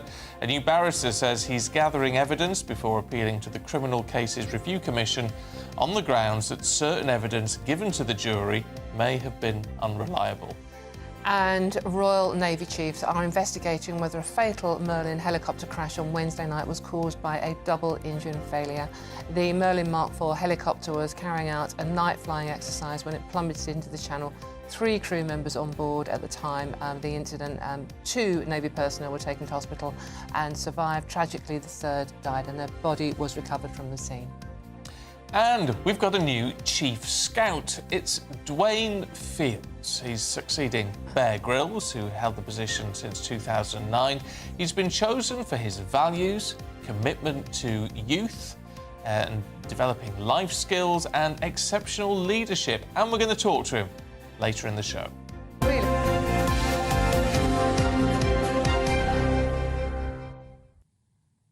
I'm really looking forward to that. It'd be great. Be inspirational. Great. Absolutely inspirational. I'd love to get involved with the scouting movement again, though. Oh, why don't you? Well, it's the time. I haven't really got the time. No, that's true. But it was just such a great thing, and I'm still in touch with Kayla. Are you? Yeah. Oh, that's lovely. Yeah, I still remember the brown owl that we had. And that's going back decades, obviously. Long time. A very, very long time. I was back in 1872. Thank you very much, Stephen, for implying that I'm older than you, which I am slightly. Yes, you are. Right, let's get a check on the weather for you. Here's Annie. A brighter outlook with Box Solar, sponsors of weather on GB News. Good morning, welcome to your latest GB News weather update brought to you from the Met Office. Further heavy rain to come across southern areas through today. We've got another weather warning in force. A very different story though across the north and west, with some of the warmest weather they've had so far this year across western areas of Scotland to come today.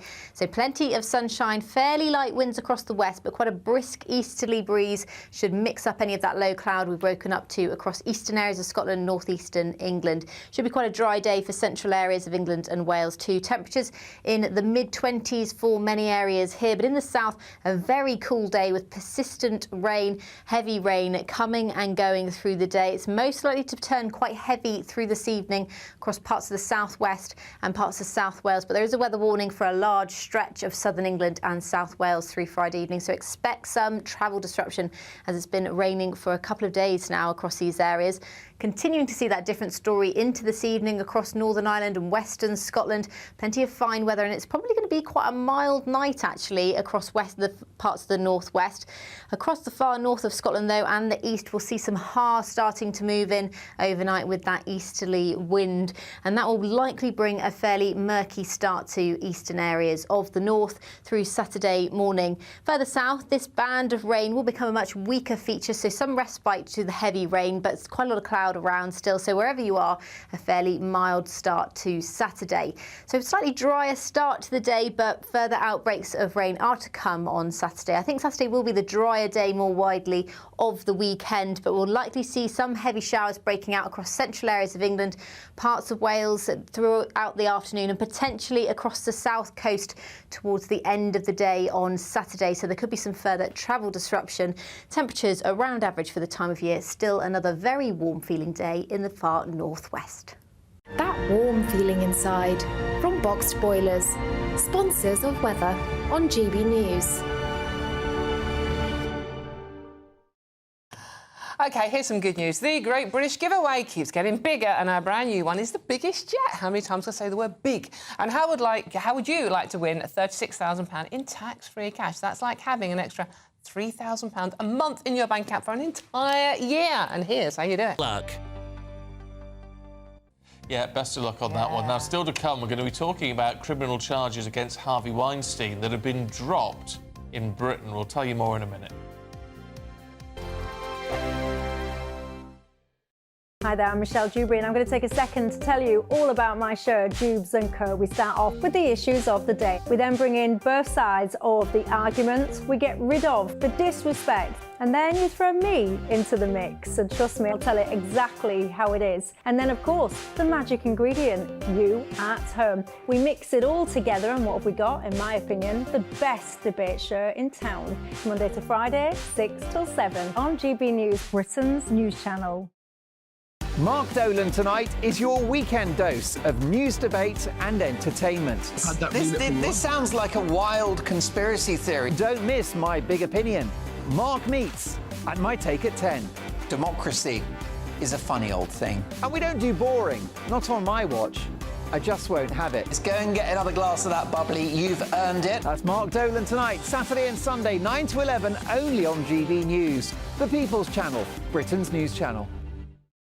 Join me, Neil Oliver, every Sunday night at 6 p.m. on GB News. And if an hour is not nearly enough for you, go to gbnews.com for special extended episodes online every Friday at 9 p.m, where we can truly get into the nitty-gritty of what's going on. GB News, Britain's news channel.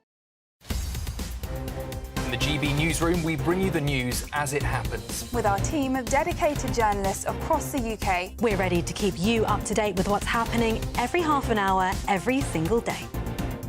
Bulletins here on GB News, the People's Channel, Britain's news channel. Every Saturday, 10 till 12, we'll bring you all of the news that you need to know. We'll also remind you that there is so much to smile about. It's my favourite time of the week. I get to relax, enjoy some light-hearted stories, and let Ellie teach me about fashion too. That's Saturday Morning Live, every Saturday, 10 till 12. Only on GB News, Britain's news channel. It's Patrick Christie's Tonight, and here we do things differently. It's explaining the absolute madness of this, doesn't it? It's explosive. I mean, this is very good. It's lively. 850. Your government sat there, Sean, and it did nothing. It's controversial. And the Middle East has been in turmoil since before I was born. It's everything you need to kickstart your evening. Everyone's had their Weetabix tonight. I love to see it. That's Patrick Christie's Tonight, weeknights from 9 p.m. Only on GB News, the People's Channel, Britain's news channel. Are the newspapers getting you down? My wife didn't divorce me that month. Struggling to separate the wheat from the chaff? I know that it's a bit of a circus at the best of times. Well, don't worry. Headliners has got you covered. We'll take the burden of reading the day's news, and if we get depressed, who cares? It's an occupational hazard, frankly. That's Headliners on GB News from 11 p.m. till midnight, and the following morning, 5 till 6 a.m. on GB News, the comedy channel. Nah, just kidding. Britain's news channel.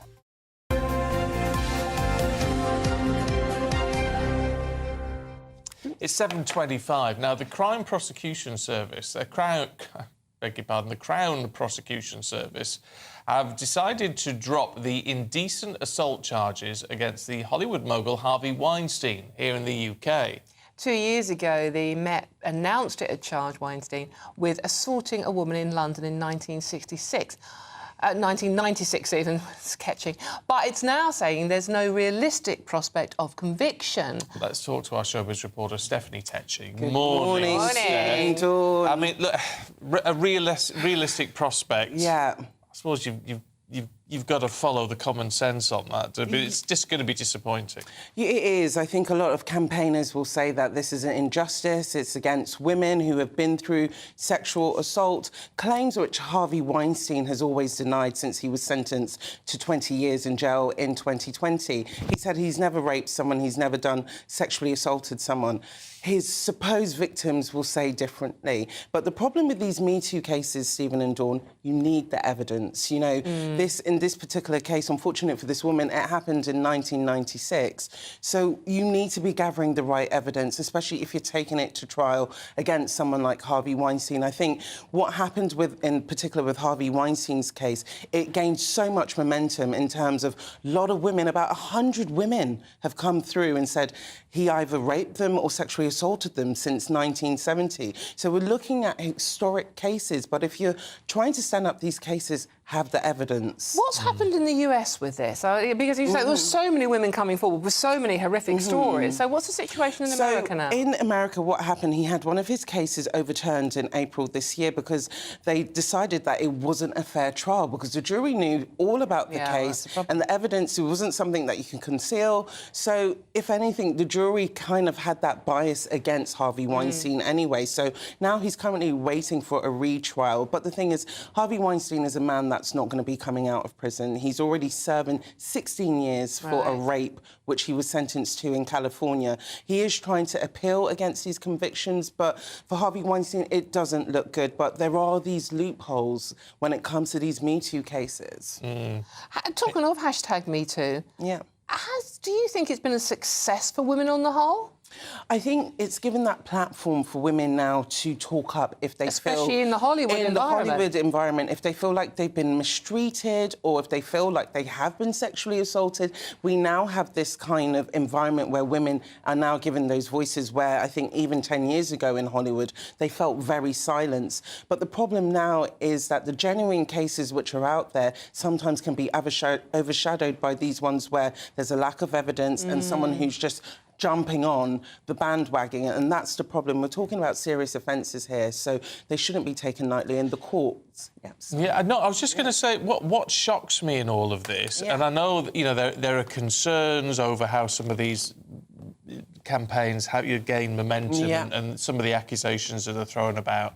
However, what has become very clear is, certainly for women in Hollywood, and you can imagine in similar industry over here as well, there has just been this expectation for decades that because they're desperate for a career and desperate for a break, that actually you can do what you want with them and you will pretty much get away with it. Well, that's the problem. It's the hunger for fame. I think for a lot of actresses in particular, they know how hard it is to break into Hollywood, and they're meeting all these powerful men who have the power to make them the star of a film or a movie. But sometimes these men, these wrong ones like Harvey Weinstein, they manipulate that power. They don't respect them, all their talent. So this is how Hollywood used to be quite seedy. And I think now this is why the Me Too movement is turning it on its head to make it sure that it's fair and it's respectful for both men and women. As I say, it's not just young women either, it's young men who fall victim. The casting couch, as we used to call it, would make it sound so innocent, doesn't it? I've heard some horror stories about men as well who've actually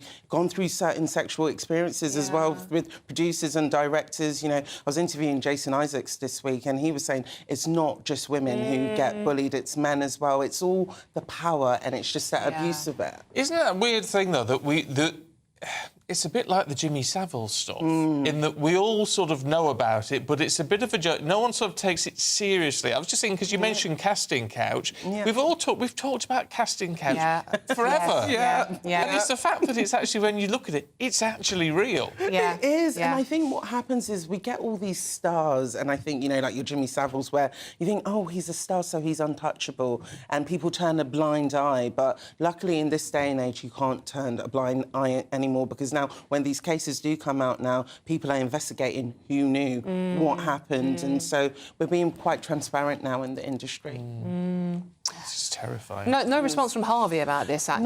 No, he's too busy trying to appeal all these convictions. And he's 72 years old, so, from the kind of images I've seen of him over the past few months, he doesn't look well. He's been brought into court in a wheelchair, so I can imagine it's taken his toll on it, and it has been a fall from grace for him. But it's one of those things that even in the unlikely event he had every single conviction overturned, he's finished. He's finished. His studios have now gone. No one's going to want to work with him in Hollywood.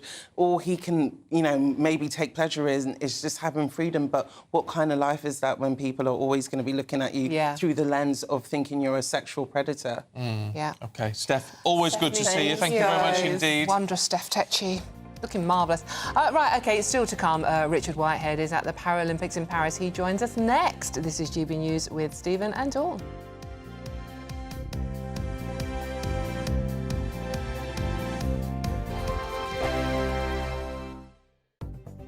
The latest GB News travel. Good morning, I'm Russell Holding. Train services aren't running between Skipton and either Shipley or Leeds because of overhead line problems in Derbyshire. Stage 4 of the Men's Cycling Tour of Britain today, with rolling road closures throughout the day between Derby and Newark. Buses replaced trains between Carmarthen and Milford Haven because of a signalling problem. In London, the A41 is closed each way between Stanmore and the M1 at Elstree because of a burst water main. No access to and from the M1 there. In Kent, the A226 is closed in both directions along London Road in Swanscombe, just off the High Street because of subsidence. Buses replaced trains in Kent between Dover Priory and Folkestone Central because of an incident. In West Sussex, there are road closures around the Goodwood Circuit for the Goodwood Revival. That's the latest. You can stay up to date throughout the day by visiting our website, gbnews.com. Tune in to Friday Night Live with me, Mark Dolan. GB News royalty with your perfect start to the weekend. Lucky us! Feisty and fearless guests. Well, I'm a normal person, so ask me. Honest opinions. That raises more questions than a Gary Barlow tax return. And a few surprises along the way. Might be cold in this studio. That is Friday Night Live with me, Mark Dolan. 8 to 9, only on GB News, the People's Channel, Britain's news channel.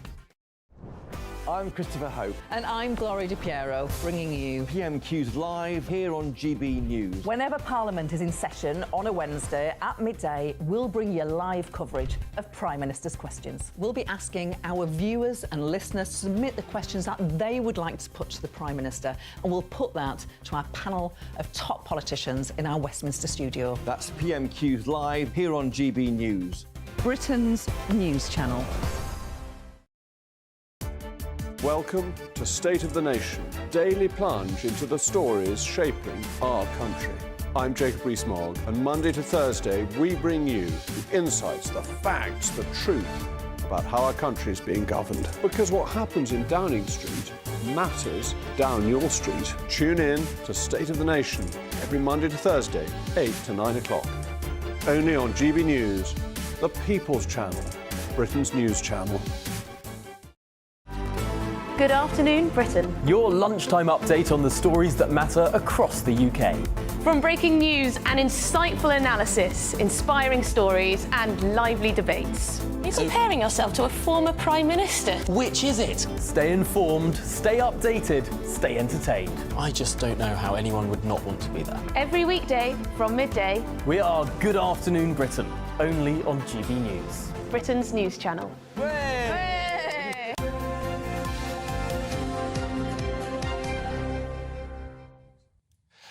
Time for the sport with Paul. Good morning. Good morning. Good morning. What are we starting with? Well, you know what we're going to do is we're going to mainly do Paralympics, I think, now, because the Paralympics comes to an end this weekend. We've enjoyed it very much. You know, one thing I haven't mentioned, which is incredible, and there's so many different stories and things that are interesting in the way the sports work, is the football, is blind football.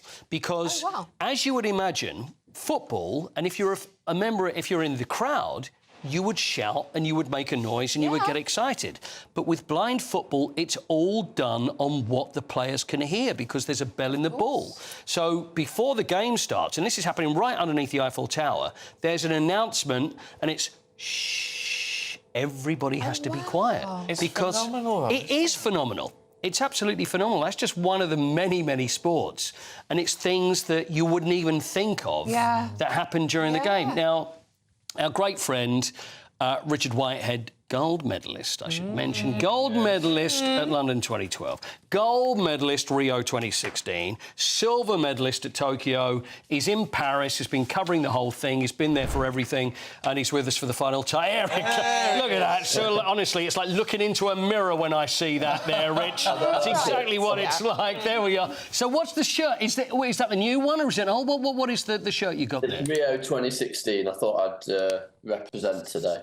Good man. And where'd you keep all the medals? Do you take those with you?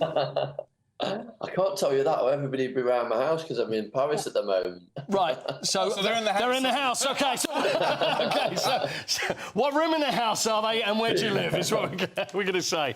Listen, we would be talking about this and how inspiring it is, and often you get people that pay lip service to it and not really feel it. And I've really felt the Paralympics this year. So many different stories, Paul, and what you're seeing is you're seeing disabled people, disabled athletes performing at the highest level. And Paralympics GB has got success in most of the 22 sports that they've competed in. So medals in sports that you wouldn't think would have that kind of success, like weightlifting, fencing, badminton, as well as the athletics, swimming and cycling. Why are we so successful at this and other countries aren't? I mean, China is probably out on their own. I don't really want to go into China and talk about everything that's going on there. But next to that, there we are. Why are we so successful? Is it purely about money? Is it sponsorship? Is money that going towards them? Or is there more to it than that? There's various different reasons. So obviously, National Lottery in 97 was introduced, and that had a massive uplift in Olympic and Paralympic success. Obviously, then you've got the expulsion of Russia from the world scene. That has a massive impact. Yeah. But also, you look at the countries like the United States of America that haven't taken Paralympic sport as seriously as the Olympics up until the last two cycles. So even though GB have had such a great success at Paris this time, there's still a lot of countries like France and the United States who are going to have the Games in 2028 catching Paralympics GB up. So they're still having to be very mindful of the teams behind them, and obviously be aware that China are just so far ahead of Great Britain within the medals table, and there is concerns about obviously that anyway. It's time to sharpen up those blades again, I think, for 4 years' time, Rich, as far as I'm concerned. I'm 48 years old. Listen, we were talking about Iona Winifred. They're 13 years old, 14-year-old Bly Toomey, and then we've got Sarah Story, who's 73 now and is still winning gold. She's unbelievable. And what's your favourite story? Is there one that you've enjoyed? Because there's so many inspiring things that we've seen. What's been your highlight of the game so far? A great story last night was Dan Pembroke. Now, Dan Pembroke is in the T13 javelin. So that is an event for those athletes that have degenerative eye conditions or their vision is impaired. Now, he was a javelin thrower before he got his condition, and he wanted to try and qualify for the London 2012 Games in the Olympics with a personal best of 77 metres. Now, as a blind athlete or as a visually impaired athlete, he wants now to match that 77 metres. Yeah. Before yesterday, his personal best was 69 metres, and he threw an incredible 74 metres as a visually impaired athlete to win gold, to win the Paralympic, to be a Paralympic champion. And as he was kind of rearing up for that 74-metre throw, he was getting the crowd behind him. He was really orchestrating the crowd, which was fantastic to see in a very partisan French stadium. Does he say what it feels like, though? Because obviously he can't see the javelin flying. Does he know the moment it's left his hand and then he hears the crowd? You would have spoken to him. What's that feeling like? The feeling for him, it's more about, obviously, he's going through a lot of those actions and reactions within his training, and then he gets on that runway to deliver that performance. And the uplift from the crowd, obviously, and he responds to that. So he's putting in 100% on that runway, making sure he gets his technique so he releases that javelin at the right point. And then I felt it, and I was 100 metres away. Yeah. I felt that uplift in the stadium after he was orchestrating the support. And like I say, 74 metres as a visually impaired athlete was incredible to see. Also, we had Sammy Kinghorn silver last night, as well as Anna Nicholson bronze, which was fantastic for Paralympics GB and the athletics team. Richard, it's great to speak to you. Always. Come in and see us soon. Richard, I've got to ask, is that a Nottinghamshire accent? It is a Nottingham accent, that's right. Brilliant. But he's still a Spurs fan, though. Oh, well, we'll let him go with that one. But no, I love Nottingham. Sorry, I've just cancelled you. Brilliant. Reg, enjoy the closing ceremony. Thanks for all your help and all your time over the Paralympics. It's great to see you. He's a terrific fella. He is a fantastic. He's a proper legend. He's a top guy as well. And you know what? He's from Nottingham, so it's good. There you go. And what he explains, though, about the javelin, and that's what great sport is about. When you have the athletes working in tandem with the crowd, that's for people that don't understand how great sport can be. That sums it up. No, that's what it's about. And Rosemary, good morning, Rosemary, says on the messages, loving the Paralympics. I have to say, one Paralympic medal is worth 10 regular Olympic medals. I think all medals are worth it. I mean, they're all amazing inspiration. Incredible people. Absolutely. But no, lovely stuff. Paul, thank you very much indeed. Pleasure. Right, we're going to go through the papers in just a couple of minutes, so don't go anywhere.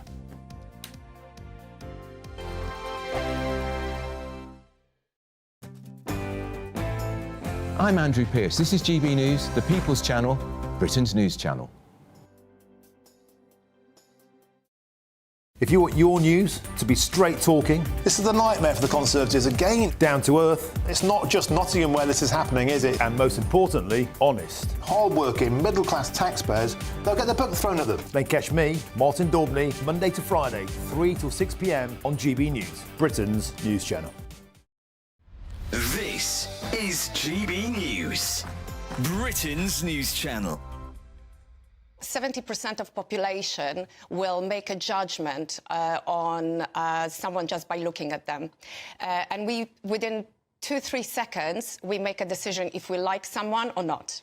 Really? Is it that quick? So it's actually very, very fast. So before we have a chance to kind of express what we want to say, our subconscious mind is kind of looking for clues. So you look at someone and you look at their, for example, I don't know, the watch they're wearing, maybe the makeup. I spent literally my whole childhood learning, being absolutely mesmerized by my mom's ability to choose different style of clothing for different style personalities. British definitely take a pride in their appearance. They do spend time to look good. There is a lot of amazing British designers. For me, it was always about that feeling that I've learned from my mom's shop, how the people were living, buying certain things. And I was like, oh my God, they look happy. They've got this big smile on their face. My main objective always was to make people feel good.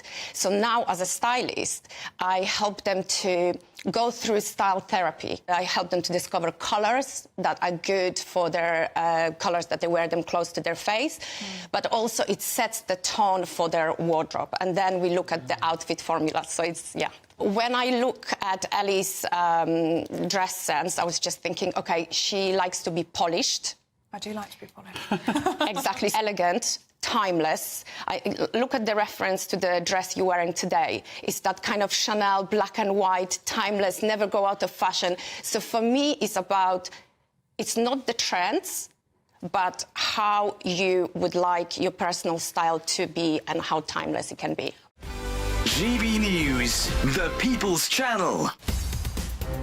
In the GB newsroom, we bring you the news as it happens. With our team of dedicated journalists across the UK, we're ready to keep you up to date with what's happening every half an hour, every single day. Bulletins here on GB News, the People's Channel, Britain's news channel. I'm Bev Turner. Thank you for joining us on GB News, the People's Channel, Britain's news channel.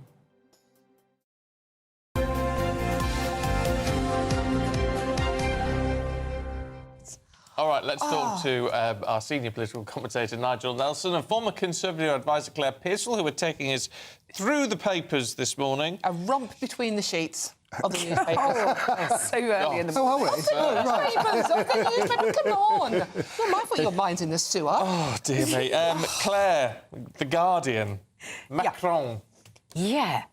I mean, this is going to get everybody upset again, isn't it? Because you're looking at the chief Brexit negotiator, Michel Barnier, But he is managing to please absolutely no one. It's quite interesting. Macron has put him in there to really stop the rise of any left populism. Yeah, he is the new PM, the oldest in France's history. He is, 73 years old. But he was put in, I think, by Macron to stop the sort of rise of any extreme left. But so, therefore, the left don't like him. But also the very populist right Eurosceptic bunch don't like Barnier either. So he's coming in and you sort of think, well, what are you trying to achieve? The only person I think is going to be incredibly happy about this is Sir Keir Starmer, who will naturally have similar views. They do, Nigel, don't they? I was reading an biography recently, and they do have quite a good relationship. Yes, they do. Yeah. Yes, they do. Barnier was singing the praises of Keir Starmer. Yeah, but I don't think that we should compare...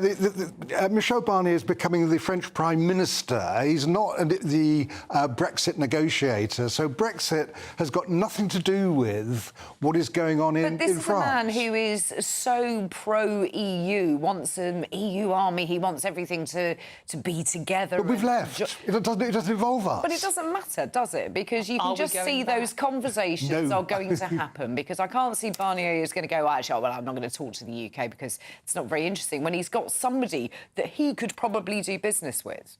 Yeah, which is going to upset everyone. I'm sure he'll talk to us. I mean, he's the French Prime Minister, so you'd expect him to talk to the British Prime Minister. You think this is just going to be a nice conversation about the weather or what they had for breakfast? Probably it'll be a nice conversation about immigration and how they might control it. I think that probably Barnier would be more helpful, as far as we're concerned, about controlling immigration. One of his big things is immigration. Yeah. I mean, you know, he's an old centrist, but he seems to have turned right when he stood for the presidency. He did. Really interestingly. So at the moment, he's like to be propped up by National Rally over in France, because obviously you've got a hung parliament there at the moment.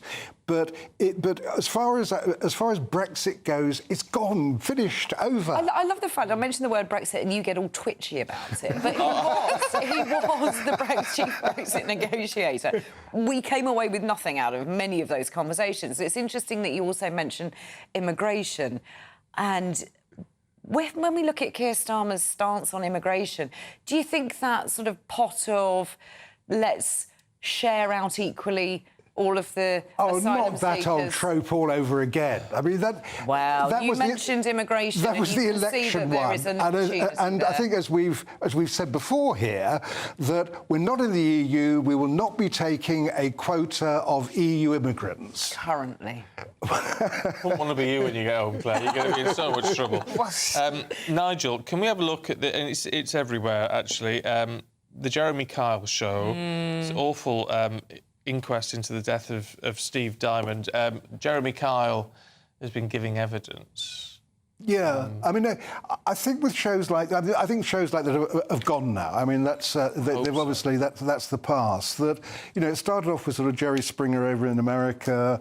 Jeremy Kyle sort of took the template and brought it here. Yes, but with an edge. Yeah, but it always felt like, I mean, it just felt like whenever you tuned in, you were looking into the Roman Colosseum as they threw people to the lions. Yeah. And I used to find those shows incredibly uncomfortable. Yeah, I couldn't watch them, I must admit. And obviously people were going to, you know, if you did have any mental health problems, as obviously this guy did who killed himself, going on a show like that, and I appreciate he did ask to go on 40 times, and he really wanted to be on the show, but whether or not they should have let him, it does bring into question the duty of care that the programme makers have for the people who appear. That's what Carl has said, isn't it, Claire? It's like, you know, I was just doing a job as a presenter. The production team took care of everything else. I think you look at it in the wider context of all kind of reality programmes, and we've seen some real tragic outcomes of people who have been on those shows. I don't think it's fair to blame one person being the presenter. They have a role, but I don't think that... It's one of these... I don't like this sort of rush to blame the one person who was the front man. I have an issue with that. I don't know Mr. Kyle personally. I don't. However, when you look at how a show like that is done, it's driven by there's someone at the front leading the style and the. Now, what he said yesterday was, I de-escalated it, I calmed it down. He said that, and that's what the show was all about. Conflict resolution. And then yeah, but we've seen the clips now. Yeah, we've seen the clips, which have never been aired before. Grow a pair is yelling at him. I wouldn't trust you with a chocolate button. Yeah. All that isn't calming it down. That isn't conflict resolution. That's stoking it up, isn't it? And I think, but he was a part to play. He had a part. Now, I have worked with him, and I like him, and I'll probably get a lot of abuse for this, but I have seen him be great with people who've come into the studio, with production teams. I have never had any problems with it. I think that this show probably brought out the worst in a lot of people. I think that you watched it and it was uncomfortable, but we didn't stop watching it, which is why it went on. I was going to say, I think that's a relevant point. You have to question the people that are watching. You've got huge viewing figures. No, I understand that. But that's like a car crash, isn't it? Everyone slows down for a car crash. Yeah. The question is whether it should actually have been on television. Yeah, and no, I think absolutely not. And again, but I know people watched it. But I'm starting to say he's not a nice man. Might be a perfectly nice man. But if you're prepared to play the role of being actually pretty horrible, I think you've got to But that's what I ask mean. some I questions think that about everybody yourself, has frankly. a part in this, and I don't think it's fair for the one person who is the front man to actually shoulder the entire blame. I think production companies, I think there are a lot of people involved with this, and it does bring into the fore how you deal with vulnerable people in broadcast. I mean, I would never present a show where it relies on me being horrible to people, even if that's what my team is telling me You to do. literally just smeared lipstick all over my face. Yeah, but I was... That's about as nasty as it gets. I don't know. And they say it's not... I'm not having a go at him, particularly, because you don't know the circumstances, but I just think you've got to personally, in life, be able to draw some lines. Yeah. And that would be a line for me. Yeah, I think that's pretty fair enough. There's a nastiness which pervades society at the moment. You've got to draw your own, you've got to have your own moral compass. But what is sad is that you don't end a show like that until a tragedy happens. No. And by that time, it's too late. Yeah. And obviously, the inquest, the friends and family are reliving all of this again now. Yeah. So thoughts with all of those, it can't be easy for them. Should we lighten the tone, Nigel? This is your story. The Times, page 3. It's very quick. AI helps mumbling actors speak up. Project, great. I mean, the one thing what drives around the bend is I can't hear the television. Now, maybe my ears, and Claire says that she has to turn the TV up high, and I still can't get it. Claire's got an accent. I couldn't do it. She translated the SNP for me when we were in the House of Commons. I just cannot get an accent. Anyway, AI is coming to the rescue. What it's going to do is that you'll have a button on your remote, which means that you can isolate the actor you can't hear, and as a result of that, you will then be able to understand what they're saying without switching on subtitles. There's apparently 40% of people who watch Netflix have to watch it with subtitles to understand what's going on. Well, it's a clever way of doing it. It is just getting older. Yeah, no, well, it's true. It's true. It is true. I'm going to move on. Should we get the weather with Annie? Yes, let's. Seems easier. Seems safer. A brighter outlook with Box Solar, sponsors of weather on GB News. Good morning, welcome to your latest GB News weather update brought to you from the Met Office. Further heavy rain to come across southern areas through today. We've got another weather warning in force. A very different story though across the north and west, with some of the warmest weather they've had so far this year across western areas of Scotland to come today. So plenty of sunshine, fairly light winds across the west, but quite a brisk easterly breeze should mix up any of that low cloud we've broken up to across eastern areas of Scotland, northeastern England. Should be quite a dry day for central areas of England and Wales too. Temperatures in the mid-20s for many areas here, but in the south, a very cool day with persistent rain, heavy rain coming and going through the day. It's most likely to turn quite heavy through this evening across parts of the southwest and parts of South Wales, but there is a weather warning for a large stretch of southern England and South Wales through Friday evening, so expect some travel disruption as it's been raining for a couple of days now across these areas. Continuing to see that different story into this evening across Northern Ireland and Western Scotland. Plenty of fine weather, and it's probably going to be quite a mild night actually across the parts of the northwest. Across the far north of Scotland though and the east, we'll see some HAR starting to move in overnight with that easterly wind, and that will likely bring a fairly murky start to eastern areas of the north through Saturday morning. Further south, this band of rain will become a much weaker feature, so some respite to the heavy rain, but it's quite a lot of cloud around still, so wherever you are, a fairly mild start to Saturday. So slightly drier start to the day, but further outbreaks of rain are to come on Saturday. I think Saturday will be the drier day more widely of the weekend, but we'll likely see some heavy showers breaking out across central areas of England, parts of Wales throughout the afternoon, and potentially across the south coast towards the end of the day on Saturday. So there could be some further travel disruption. Temperatures around average for the time of year. Still another very warm feeling day in the far northwest. That warm feeling inside from Boxed Boilers, sponsors of weather on GB News.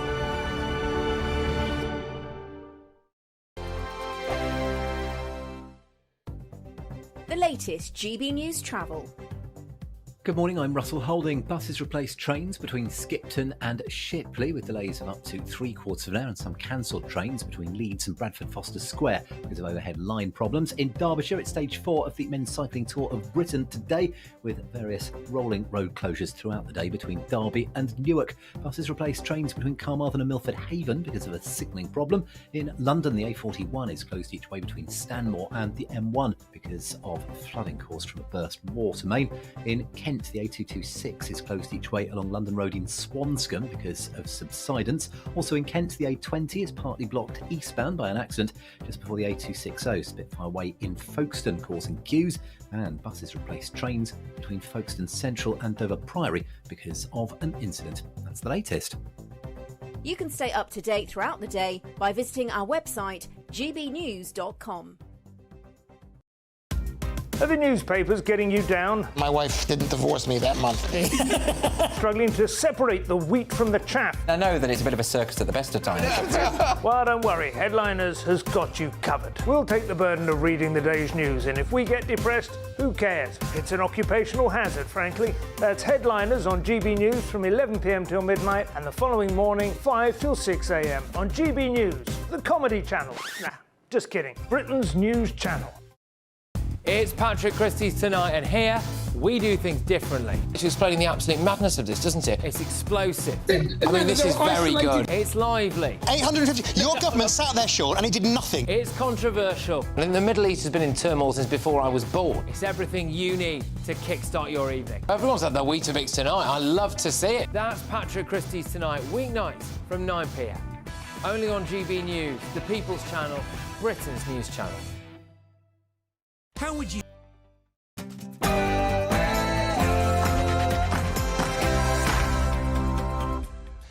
Morning to you. Labour could send prisoners to EU jails as overcrowding reaches breaking point. The Ministry of Justice admits prisons are on the point of collapse as it considers renting out Estonian jail cells. Could this lead to more reliance on the EU, though? Germany says it's considering, wait for this, adopting the Rwanda scheme. Conveniently paid for so far by us. Yes, indeed. Right, Labour scraps plans to house asylum seekers in RAF Scampton, claiming the site does not offer value for money. Vladimir Putin admits the Kremlin is open to peace talks with Kyiv as Ukraine continues a brutal offensive into the Kursk region. And British prosecutors have dropped indecent assault charges against disgraced Hollywood mogul Harvey Weinstein. Also coming up for you is a bistro hails banning phones as their key to success. We debate whether all restaurants should do the same. And Lizwoman's Brenda Edwards bravely opens up her cancer battle and raises awareness about secondary breast cancers.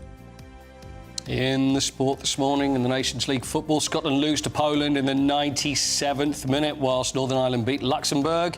Tennis, Jack Draper takes on the world number 1 Jannik Sinner in the semi-final of the US Open tonight. And Australian Olympic breaker Raygun has spoken, and she's not happy. Good morning. Mixed fortunes out there today with some very heavy rain in the south and much warmer and drier weather further north and west. just gone 8 o'clock. I'm Stephen Dixon. And I'm Dawn Neeson, and this is GB News Breakfast.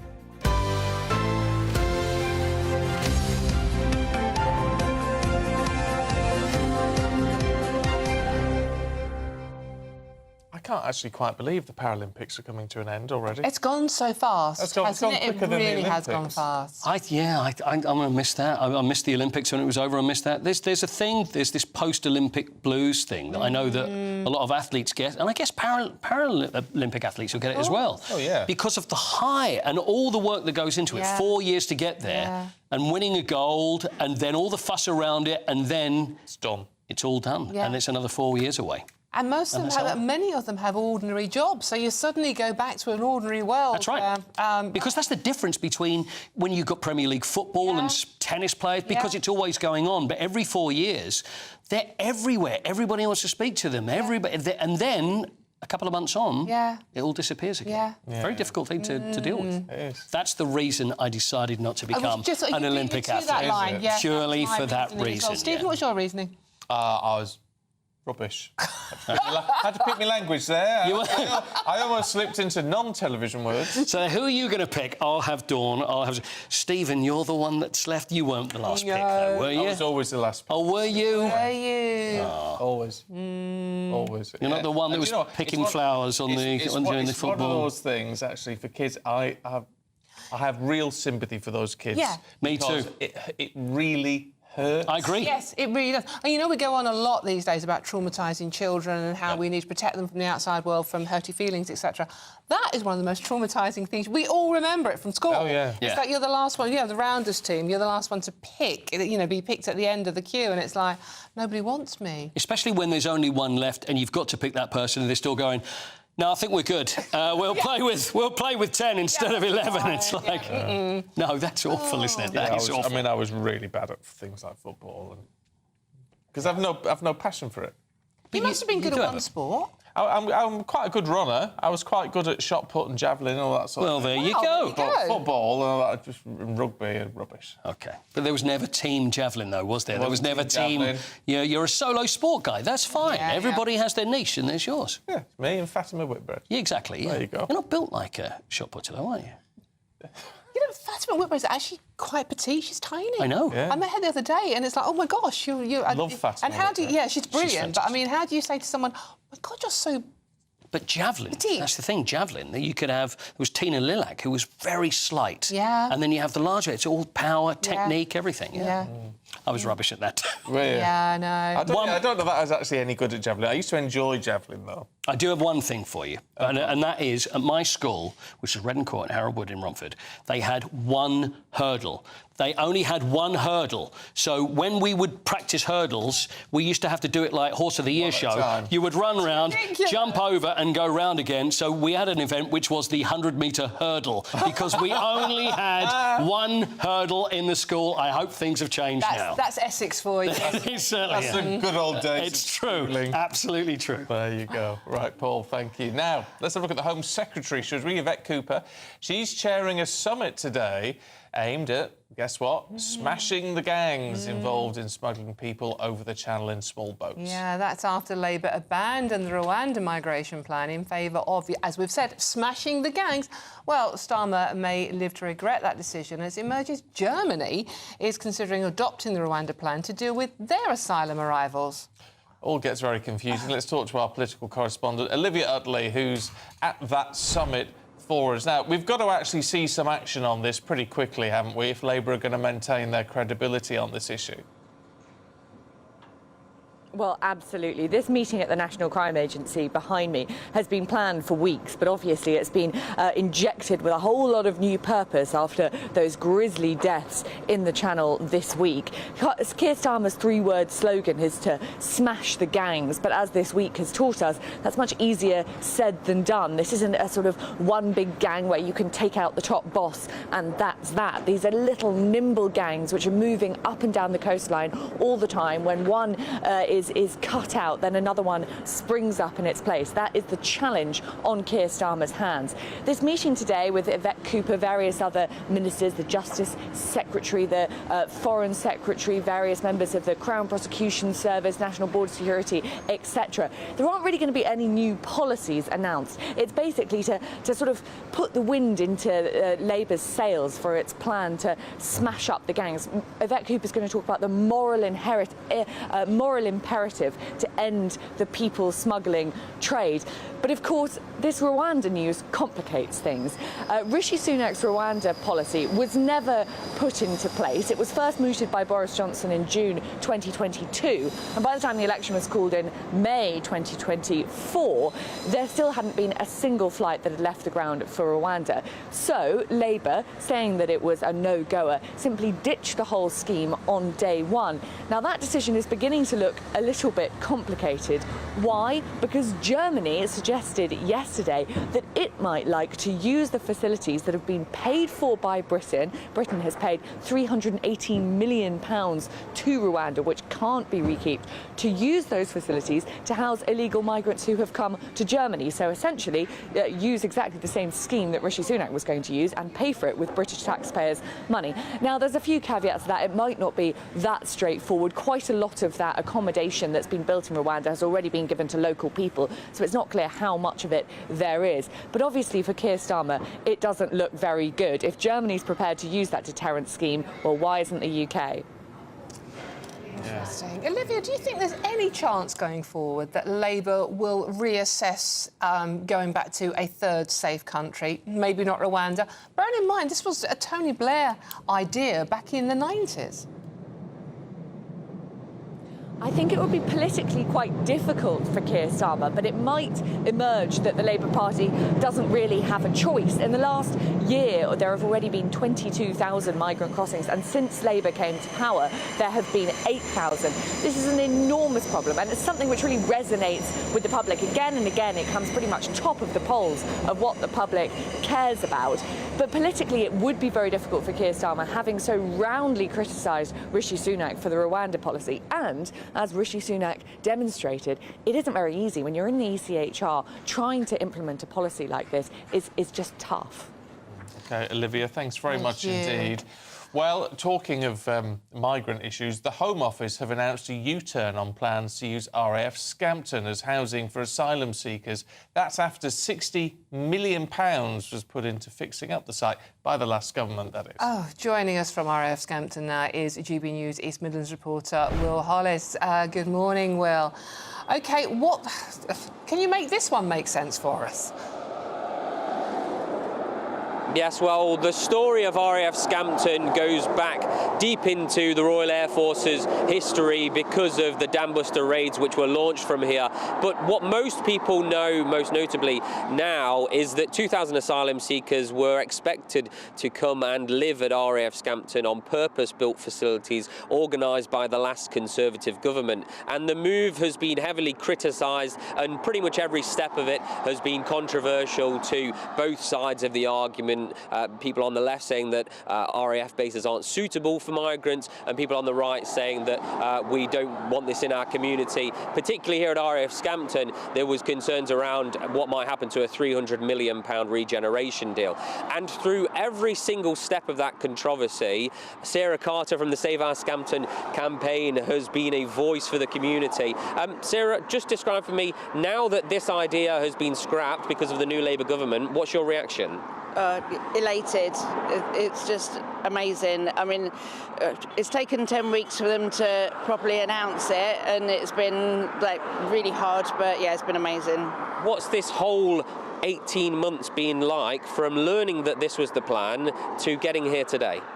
It's been hell, I mean, for everyone involved, because the uncertainty of not knowing what's happening and the fact that we had no consultation, and even when the Home Office did meet with us, it didn't resolve any of our questions. Yeah, it's been hell for everyone. This went to judicial review down at the High Court in London. There was proposals to dig up Guy Gibson, the leader of 617 Squadron on those Dambuster raids, Black Labrador dog, and move it to Norfolk. there has been a lot of media attention on this, and you've been, like many other people, have been right at the centre of it. What's the damage to the community being so involved in such a big media spotlight? I think there's a lot of people that have different ideas on how things should sort of be run. So, you know, there are sort of certain groups in the community, but now it's a time to all sort of pull together. We've got the result that we want, and we just have to hope that Scampton Holdings now will get in there and everyone can be happy. And Scampton Holdings is the organisation that is hoping to invest £300 million into a heritage centre here. Where we are right now is the front of RAF Scampton on the very busy A15 road where HGVs are going up and down between Lincolnshire and Yorkshire. But on the other side, what people will see would be modular housing that will never be used for the up to 2,000 asylum seekers. £60 million spent on this that the Labour government says was never going to be value for money and won't be value for money. What do you think of that money being spent here in the heart of your community?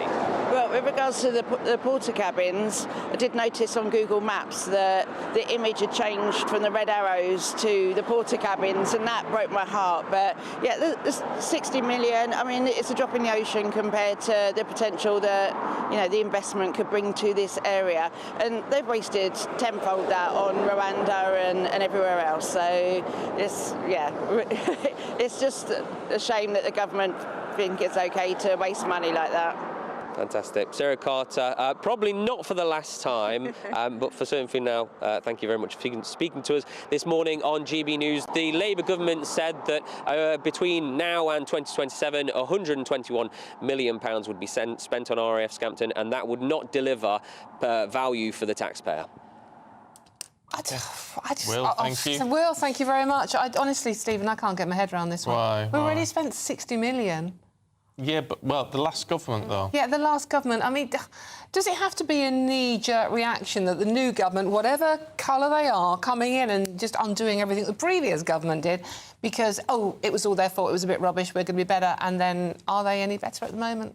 Yeah, but you wouldn't want Scampton turned into that, would you? Well, it's a historic site. Of course it's a very historic site, but I also wonder what we are going to do with migrants. Where are we housing migrants? We can't afford to carry on putting them up in hotels, can we? Well, no, but that's meant to be stopping, isn't it, when they smash the gangs? Oh, yeah. And, well, but also the processing. I mean, look, it's all down at the Home Office, all the processing and all the rest of it, and getting it all sorted. Well, that's on Yvette Cooper's shoulders now, and she's going to have to act quickly on it. It'd be great if she'd come on the programme to talk about it. Well, absolutely. As one of our lovely viewers has just suggested, you know, we need someone from Labour to come on here and explain how they feel about Germany and the Rwanda plan. You know, it's what are their thoughts on that? Are they ever going to go? Because it was Tony Blair when he came in that he first suggested a third country, yeah, it didn't happen. safe country. It didn't happen, but he suggested it, and he was Labour. Yeah, well, yeah.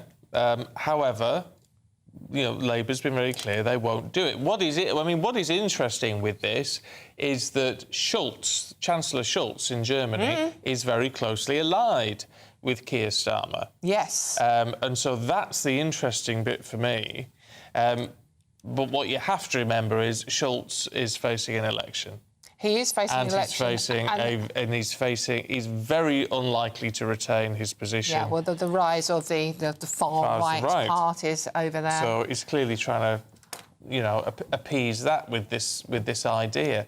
But it's the relationship between Schulz and Starmer, which is the interesting one here. Yes, no, absolutely. As well as a relationship now with France under Barnier. But would Yvette Cooper, the Home Secretary, here's a plea, come on the programme? Please. She's been on once. Yes. I've interviewed her once, but she doesn't like coming on GB News. Because we ask the questions that everybody out there wants asking. I mean, she has appeared on, of course, Good Morning Britain with her husband asking her probing questions. Which, that was frankly, nice. I mean, can you imagine if that had happened on this channel, there would have been would have been an Ofcom issue. Yeah.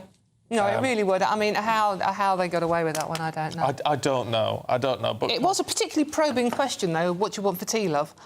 Yeah.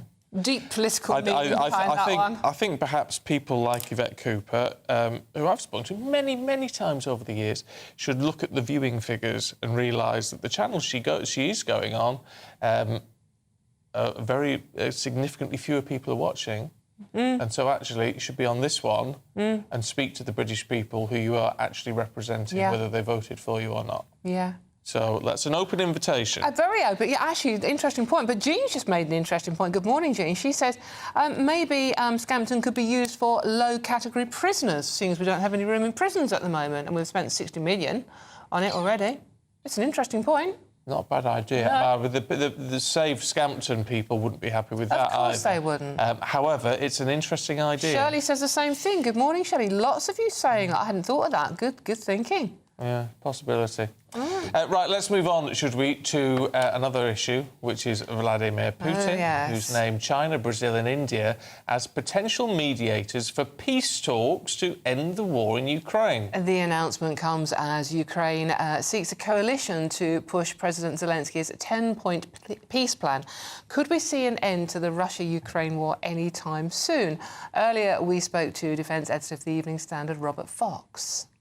Way here is, funny enough, those wonderful neutrals, Brazil, India, China, might be involved. They're involved in BRICS. Do you remember BRICS, which is now expanded?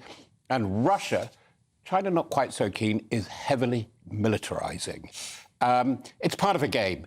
You read the wires, you read the blogs, you read the military blogs. 1 minute you're for peace. Oh, let's bring peace to Estonia, Moldova, Georgia, or whatever. It's part of a game plan, but I do think they will come to some kind of holding position because he needs an operational pause. Unfortunately, I think we've got several weeks of really hard fighting. Today, the military contributors to Zelensky are meeting in Ramstein, and this is the thing that is facing particularly the Starmer government, is they're going to be asked to do more. They need to do more. The estimate is that Britain will be giving over 2-3 years, $3 billion a year.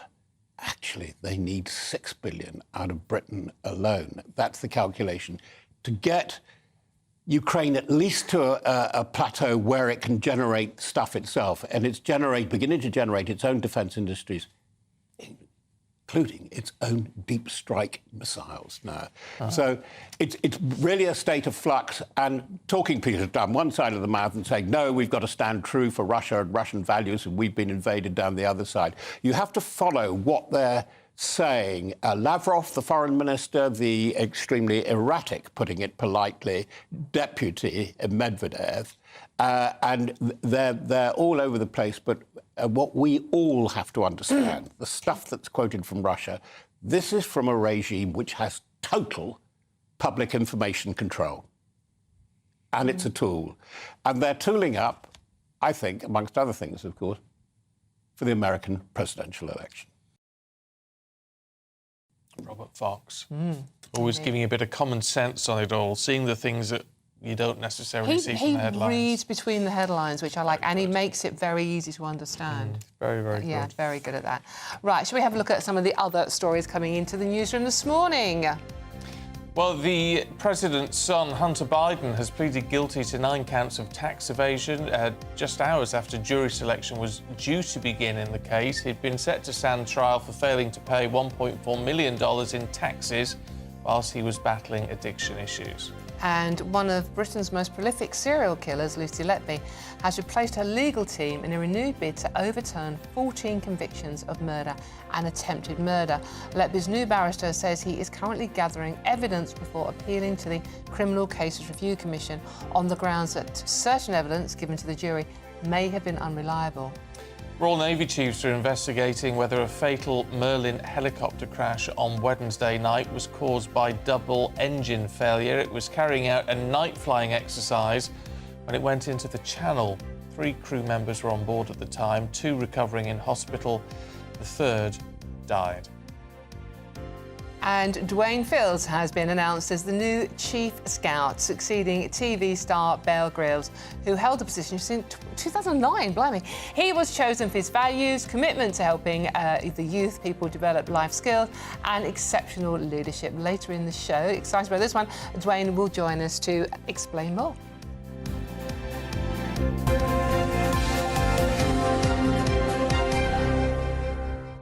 Do you know, it's a hugely important role, I think, to get people into scouting. You know, we moan, don't we, that there aren't enough youth clubs, there's not enough for young people to do, and things like the scouting movement can be really, really inspirational, really important, part of a team. I think it really can. And, you know, we sort of like grew up in East London, we didn't have much money, but going to the Brownies and the Guides, it teaches you so much about life. Yeah. It really does. It teaches you about working as a team, taking responsibility, making decisions, feeling a little bit independent. And, you know, we got out and about, we went on camps, and we didn't go out into the countryside when we were kids. No. And suddenly we were in sort of like, you know, a campsite, putting up a tent and doing things with wood. I haven't done anything with wood since, but I mean, you know, it was an experience. Yes. Did you always have 2p in your pocket for the phone? Exactly. Oh, yeah, absolutely. In the days when you could use 2p in the phone. In the phone, remember that. And I got really weird badges as well that I've never done anything with since. I've still got all my badges. Yeah, me jumpers. too. Mine are sewn onto my old school sleeping bag. Oh, are they? No, mine's still got the jumpers. Oh, no, mine. No, I took them off the uniform when I outgrew it, because you still fit in yours, obviously. And I sewed my mum, so even though I got my brownie sewing badge, my mum sewed them onto my sleeping bag. Very cool. Very cool. Very cool. Right, enough of that. Let's have a look at the weather with Annie. A brighter outlook with Box Solar, sponsors of weather on GB News. Good morning, welcome to your latest GB News weather update brought to you from the Met Office. Further heavy rain to come across southern areas through today. We've got another weather warning in force. A very different story though across the north and west, with some of the warmest weather they've had so far this year across western areas of Scotland to come today. So plenty of sunshine, fairly light winds across the west, but quite a brisk easterly breeze should mix up any of that low cloud we've woken up to across eastern areas of Scotland, northeastern England. Should be quite a dry day for central areas of England and Wales too. Temperatures in the mid-20s for many areas here, but in the south a very cool day with persistent rain, heavy rain coming and going through the day. It's most likely to turn quite heavy through this evening across parts of the southwest and parts of South Wales, but there is a weather warning for a large stretch of southern England and South Wales through Friday evening, so expect some travel disruption as it's been raining for a couple of days now across these areas. Continuing to see that different story into this evening across Northern Ireland and western Scotland. Plenty of fine weather, and it's probably going to be quite a mild night actually across the parts of the northwest.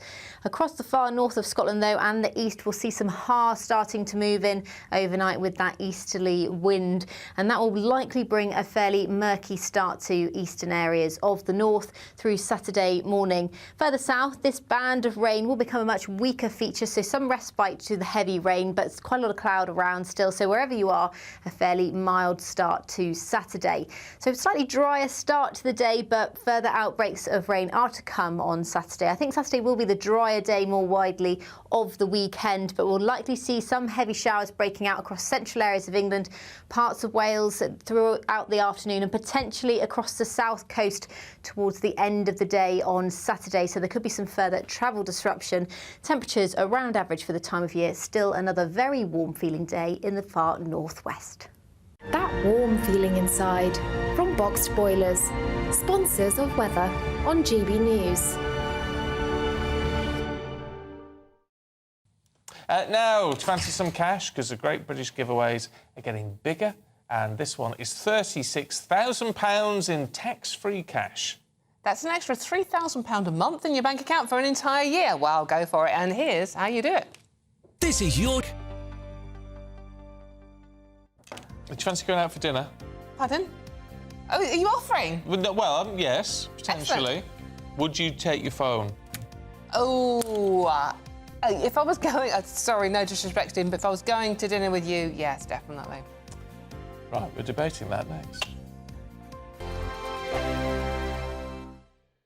Hi there, I'm Michelle Dewberry, and I'm going to take a second to tell you all about my show, Dubes & Co. We start off with the issues of the day. We then bring in both sides of the argument. We get rid of the disrespect, and then you throw me into the mix. And trust me, I'll tell it exactly how it is. And then, of course, the magic ingredient, you at home. We mix it all together, and what have we got? In my opinion, the best debate show in town. Monday to Friday, 6 till 7 on GB News, Britain's news channel.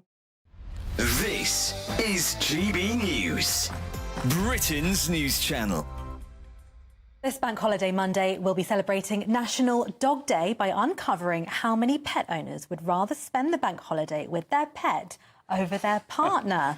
In fact, new research has uncovered the 5 key personas that make up Generation Pet. That's a new wave of post-pandemic pet owners, with 58% saying they worry about their pet being diagnosed with a serious illness. Well, joining us now to tell us more about how we should be caring for our pampered pooches is Dr. Edwina Gildia. Some of the interesting facts coming through that is that 80% of us think that pet as part of the family. The new pet owners who have come on board during the pandemic, there's a lot to learn with being a new pet owner. Interesting facts, as you mentioned, 1/3 of pet owners are preferring to spend time with their pet this weekend over their partner. 60% of pet owners, and dog owners specifically calling them out, say that their dog improves their mental health, and 55% noting that improves their physical health by getting out and about. It's also about showing that love and appreciation for these animals which don't ask anything of us but love. That was another point that came through this research that we did at Zoetis UK, is that they bring a purpose to life, and I think that's another thing to call out. It's so important for ourselves, for society, to have that purpose, but with that comes responsibility. And that's ensuring that we do support their health, and we know how to do that as well. If you'd rather spend your bank holiday with your dog than your partner, maybe we've got too much of an over-reliance on our pets? I think it depends on what way you look at it. For some people, it may be a connection. I think it's a positive thing that we have, and we should celebrate it. GB News, the People's Channel. Tune in to Friday Night Live with me, Mark Dolan. GB News royalty with your perfect start to the weekend. Lucky us. Feisty and fearless guests. Well, I'm a normal person, so ask me. Honest opinions that raises more questions than a Gary Barlow tax return. And a few surprises along the way. Might be cold in this studio. That is Friday Night Live with me, Mark Dolan. 8 to 9 only on GB News, the People's Channel, Britain's news channel.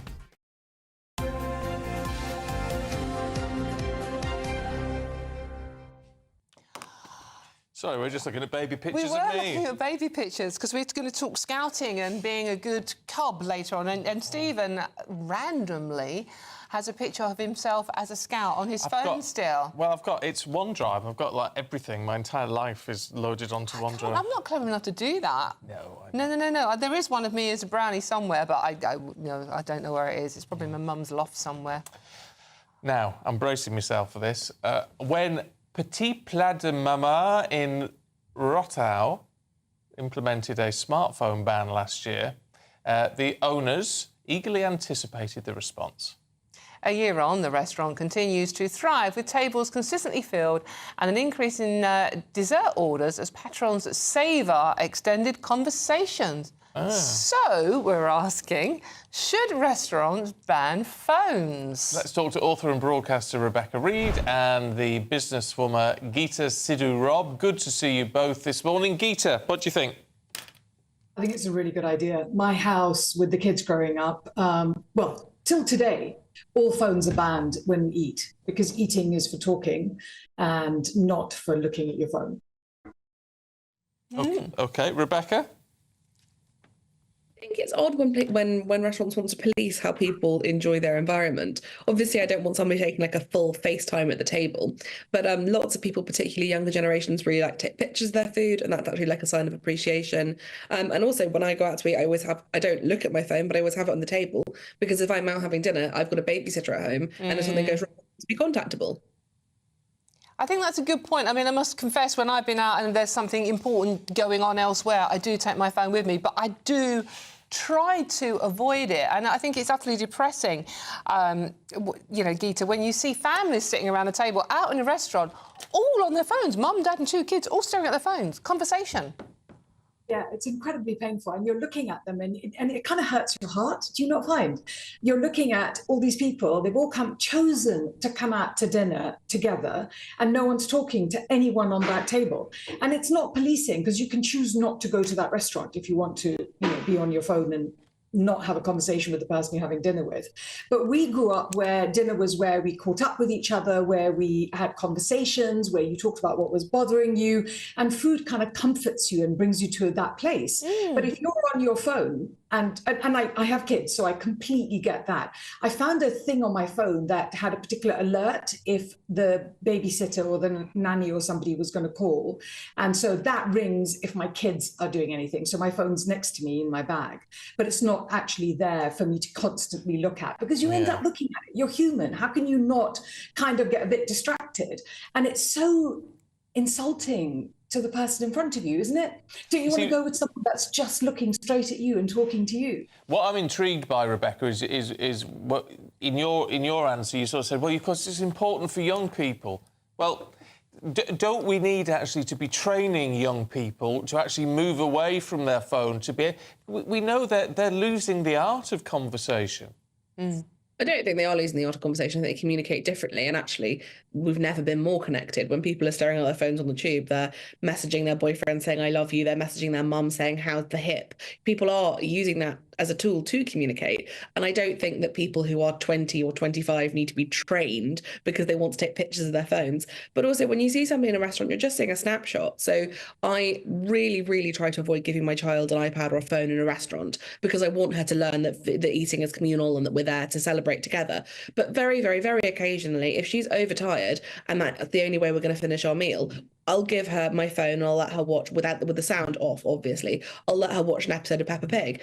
And people in that restaurant have often looked at me with a judgmental face. And I sort of think, you have no idea. We've been at a National Trust property for 4 hours. I've shown her 9 different butterflies and I'm just taking half an hour to finish my food. So I think it's you're clearly not having a very nice time on your lunch if what you're looking at is other people in the restaurant to judge how they're enjoying their lunch. Geeta, do you think that's a point that we are becoming incredibly judgmental of other people without really know what's going on behind the scenes? Can I just say that I'm a huge fan of whatever she just said. There is a place where if your child is going to scream and disrupt everybody's life and they're knackered and you're not going to get to eat as a single parent, please give them the thing. That's not at all what this is about, because I'm a huge fan of that. Like on aeroplanes, thank God for electronics. I have 5 kids. People looked at me coming on and started to cry when I came on aeroplanes. So that part, they're like, please don't sit with me. I'm that mother.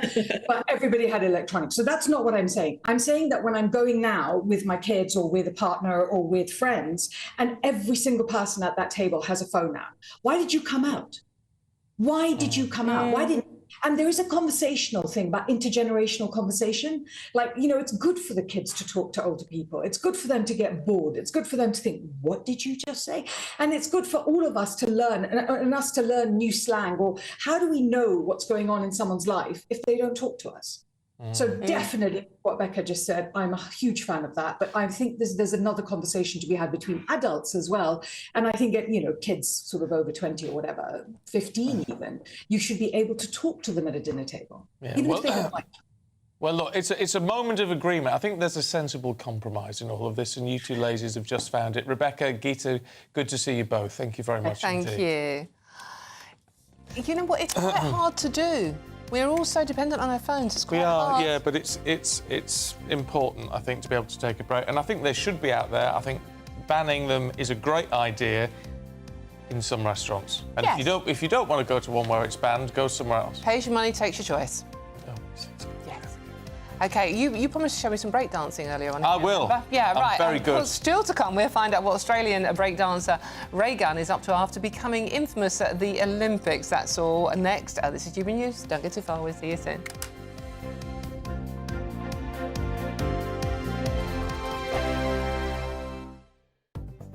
The latest GB News travel. Good morning, I'm Russell Holding. In East Yorkshire, the A165 is blocked south of Bridlington by an accident. Buses replaced trains between Shipley and Skipton because of overhead line problems. Buses also running between Carmarthen and Milford Haven because of a signalling problem. In London, the A41 is closed each way between Stanmore and the M1 because of a burst water main.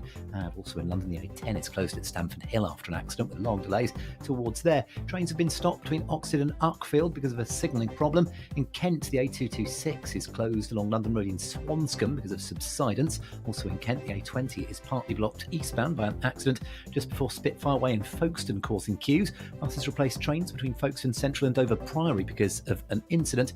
And on the M26, it's taking a quarter of an hour queues approaching the M25 because of roadworks. You can stay up to date throughout the day by visiting our website, gbnews.com. Hi there, I'm Michelle Dewberry and I'm going to take a second to tell you all about my show, Jubes & Co. We start off with the issues of the day. We then bring in both sides of the argument. We get rid of the disrespect. And then you throw me into the mix. And trust me, I'll tell it exactly how it is. And then, of course, the magic ingredient, you at home. We mix it all together and what have we got, in my opinion, the best debate show in town. Monday to Friday, 6 till 7 on GB News, Britain's news channel. I'm Christopher Hope. From pop stars to politicians, I'll interview anybody in a pub who's got a political opinion. Join me every Friday on Spotify, Apple Podcasts, YouTube or gbnews.com, or wherever you get your podcasts. This is GB News, the People's Channel. Join me, Neil Oliver, every Sunday night at 6 p.m. on GB News. And if an hour is not nearly enough for you, go to gbnews.com for special extended episodes online every Friday at 9 p.m, where we can truly get into the nitty-gritty of what's going on. GB News, Britain's news channel. In the GB Newsroom, we bring you the news as it happens. With our team of dedicated journalists across the UK, we're ready to keep you up to date with what's happening every half an hour, every single day. Bulletins here on GB News, the People's Channel, Britain's news channel. I'm Christopher Hope. And I'm Gloria Di Piero, bringing you PMQ's live here on GB News. Whenever Parliament is in session on a Wednesday at midday, we'll bring you live coverage of Prime Minister's questions. We'll be asking our viewers and listeners to submit the questions that they would like to put to the Prime Minister, and we'll put that to our panel of top politicians in our Westminster studio. That's PMQ's live here on GB News, Britain's news channel.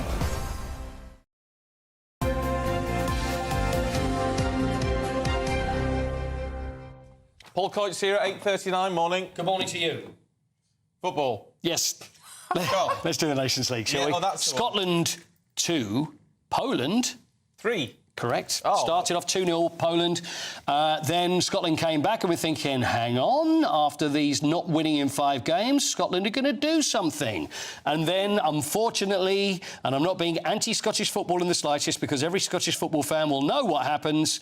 Some mistake happens, give away a penalty, 96th minute, in the 97th, Poland score and end up winning 3-2. So they've got Portugal on Sunday. Good luck with that one. So that could be another goal for Ronaldo. He's hit 900 goals. 900 goals, could be 901. See, the thing is, Cristiano Ronaldo, 200, I mean, it's insane, 213 caps for Portugal, and he scored 131 goals, and he scored another one yesterday against Croatia, so it's Scotland next. And nobody has the nerve to actually say, Cristiano, it's time, maybe... step aside now. At least let someone else kick the ball occasionally. I think so. It's my ball and I'll do exactly what I want with it, and nobody seems to be able to tell him otherwise. I mean, there we are. He scored yesterday, so you can't argue with that. Actually, that picture does remind me of Raygun, the Olympics first. Oh, does it really?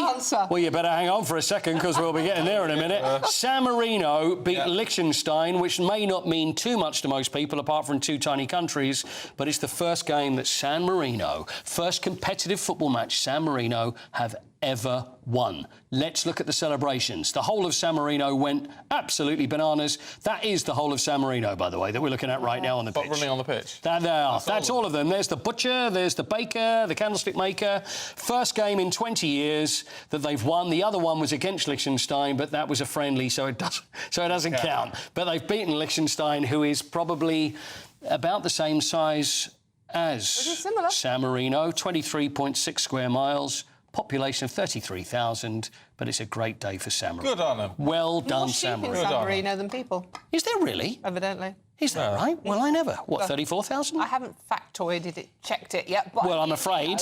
Don't you give me facts if they're not checked. Tonight, Wales play Turkey, Republic of Ireland versus England tomorrow. Okay. And that happens at the Aviva Stadium in Dublin. Oh, let's get to the meat of. You want to get to this? It's like enough of all this. Enough of that. I want to talk about Olympic legend Raygun. Rachel Gunn, otherwise known as what? B-girl Raygun. It's the fact when she does a little video, she says, "Hi, Raygun here." Yeah. As if she's. I mean, it's so cringe. Doesn't have a sense of humour, it has to be said. She takes herself a little bit too serious. This is the problem with Raygun. If you just laugh about it and realise that but... Anyway, she did an interview with Australian television. She's still in Portugal. She hasn't actually flown back to Australia yet. Yeah. It's almost like... You're going to break her way back. She's keeping her way back. This is what... I mean, we're laughing. She's very serious about her breaking. And this is what she had to say yesterday. It was really sad how much hate that it did evoke. And a lot of the responses, though, is also just due to people not being very familiar with breaking and the diversity of approaches in breaking. And it was so fantastic that the next day the judging chair, MG, came out and explained that, you know, in the breaking community, what I did actually wasn't very shocking.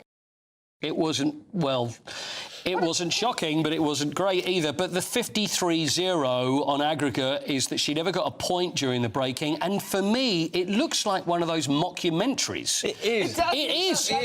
It's like she's going, yeah, it's like, well, nobody's second. It's like, you could do that. Anybody can... and then it's always the way it ends. Look, it's like... It's like... Are we like, wow? My favourite thing was it's about the diversity of approaches.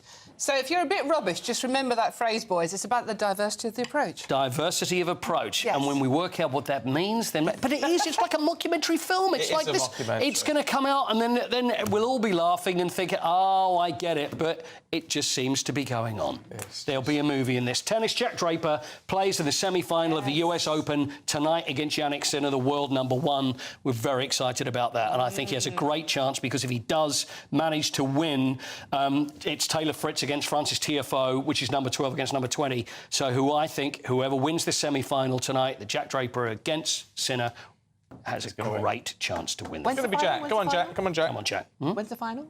The final is Sunday. Excellent. Lovely. Paul, thank you very much. Pleasure. Have a great weekend. Right, don't go now. I've got the papers coming up in just a minute.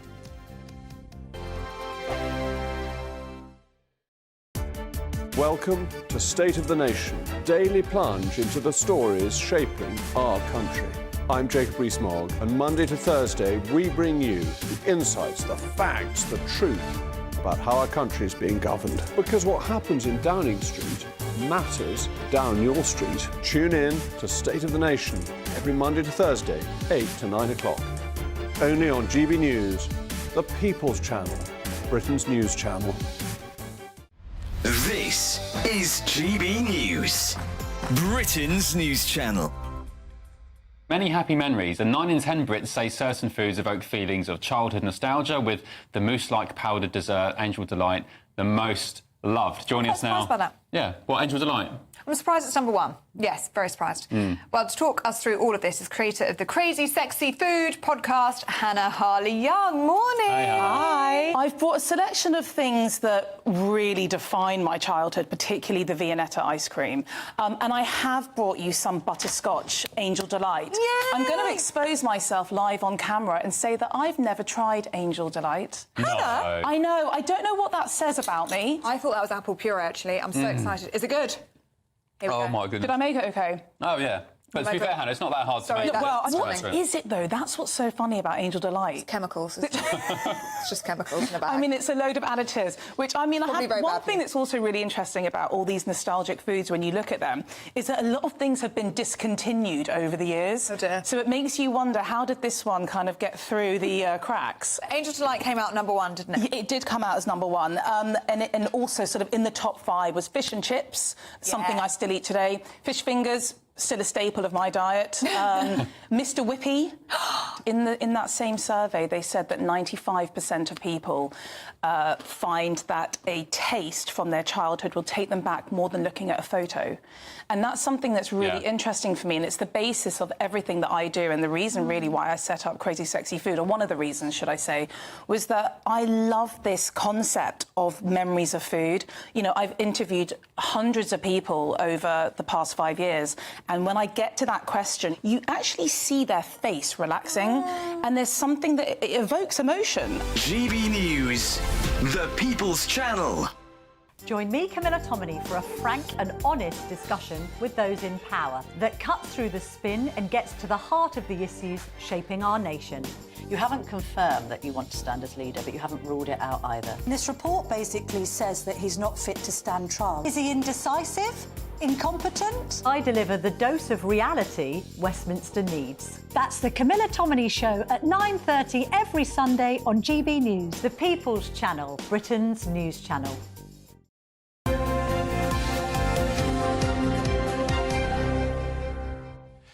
Time for the papers with Nigel Nelson and Claire Pearce. Oh, sorry, it's my insulin pump beeping away. Nigel, can we have a look at The Guardian?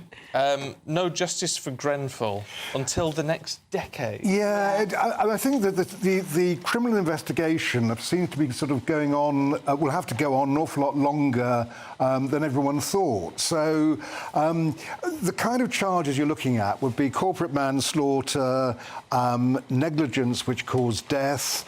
There's also gross negligence, manslaughter.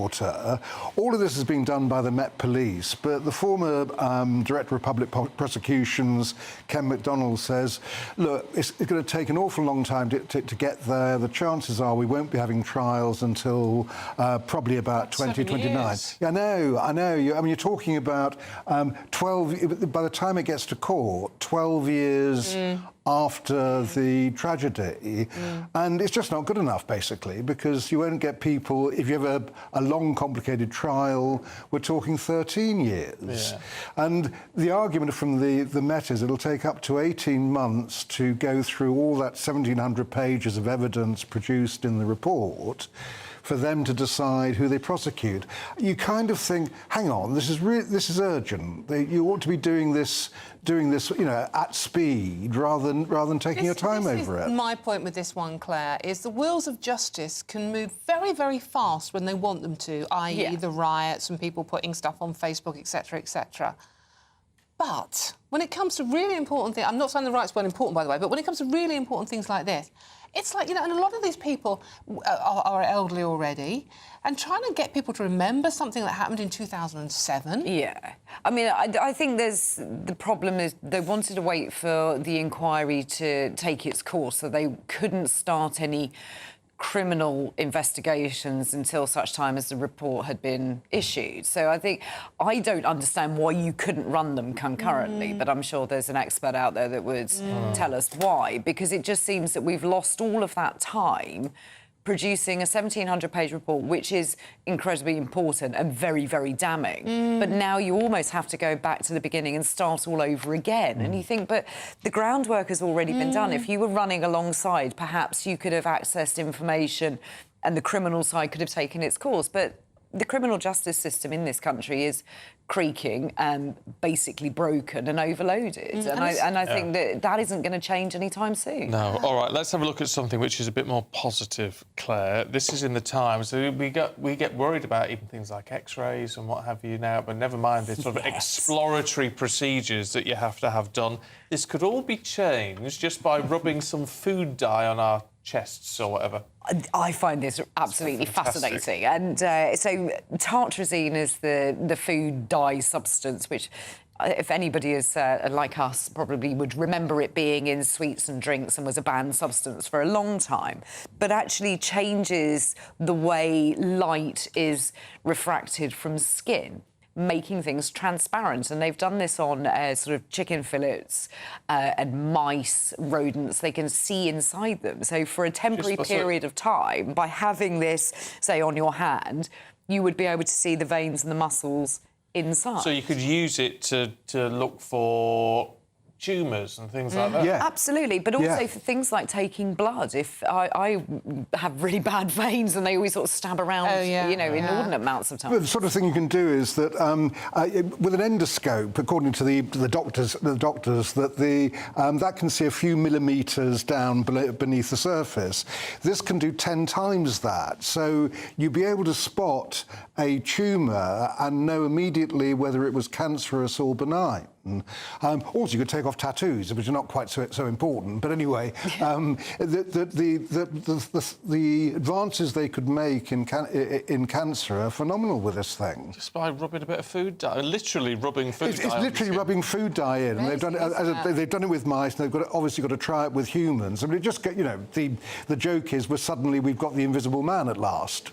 It's just phenomenal. It is phenomenal. And it just washes off. And it just washes off. It doesn't cause any damage, and you can do it multiple times. I love the story, Claire. Moving on, how to be as happy as your dog. Yeah, I thought we'd lighten this up because life is pretty tough for the majority of us at the moment, and these are sort of people looking at why dogs are so happy to do the same thing day in, day out, still find it really exciting, and shouldn't we become more like that? Be more dog. Be more dog. Yeah. And I do think Yeah. it's one of those things, you can throw a ball for a dog several hundred times and they're still really excited when you do it. Is that because they're stupid?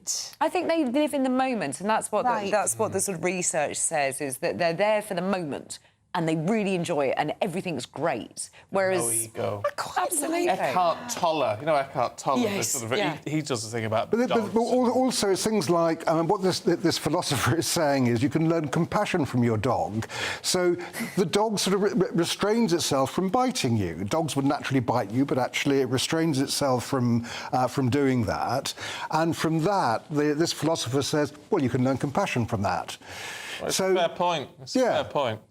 Now, we're going to move on swiftly. Just want to touch on this one. Have you ever grown a beard, Nigel? Because Prince William's kept his designer stubble. I have, only once, and when I shaved it off in front of my kids, I left a little moustache there, which amused them hugely for 10 minutes before I got rid of that too. But that was my only beard. This is Prince William, who... has grown a beard. I hope he actually goes even further. I mean, he becomes a bit George V or Edward VII would be quite good. The only sort of criticism is there's a certain hypocrisy in this because he demanded that Prince Harry shaved his off when he married Meghan. Yeah. But Harry didn't shave it off. No, he didn't. But that's right. I mean, Harry actually decided to keep it. He kept a stubbly beard. From the Queen.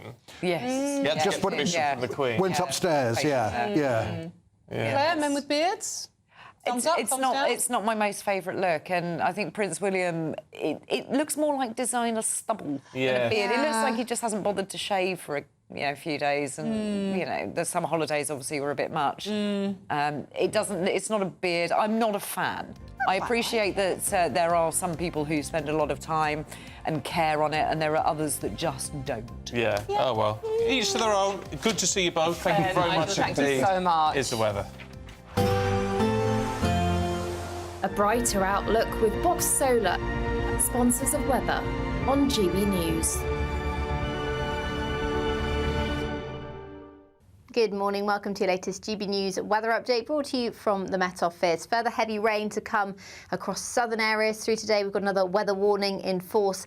A very different story though across the north and west, with some of the warmest weather they've had so far this year across western areas of Scotland to come today.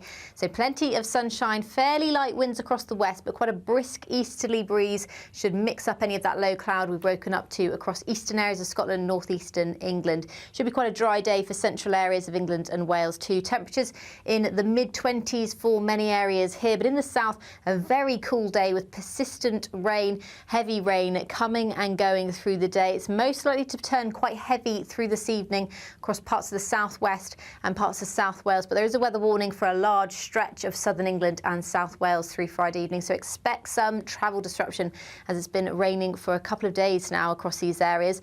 Continuing to see that different story into this evening across Northern Ireland and western Scotland. Plenty of fine weather, and it's probably going to be quite a mild night actually across the parts of the northwest.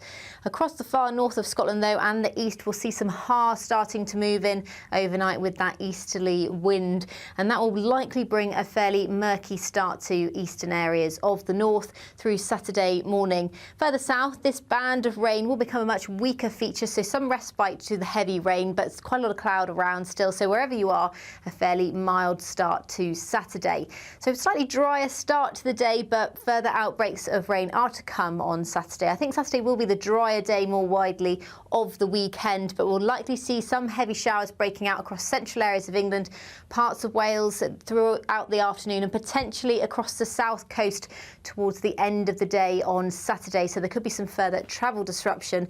Temperatures around average for the time of year. Still another very warm feeling day in the far northwest. That warm feeling inside from Boxed Boilers, sponsors of weather on GB News.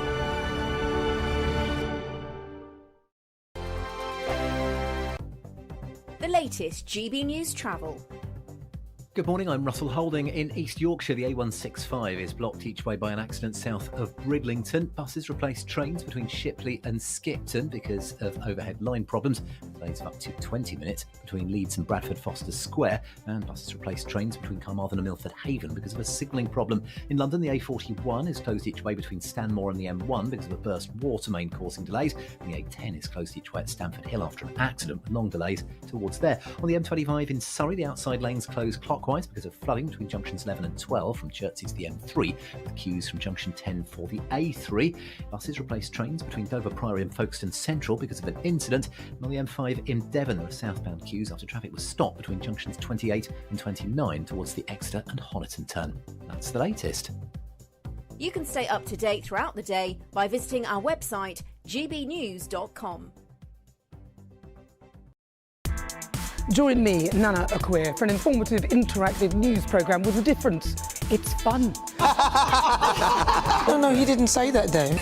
I'm so surprised. I think there's an element of truth to that. Join me from 3 p.m. every weekend, only on GB News, Britain's news channel. Mark Dolan tonight is your weekend dose of news, debate and entertainment. This sounds like a wild conspiracy theory. Don't miss My Big Opinion. Mark meets and My Take at 10. Democracy is a funny old thing. And we don't do boring, not on my watch. I just won't have it. Let's go and get another glass of that bubbly. You've earned it. That's Mark Dolan tonight, Saturday and Sunday, 9 to 11, only on GB News, the People's Channel, Britain's news channel. I'm Emily Carver. This is GB News, Britain's news channel. This is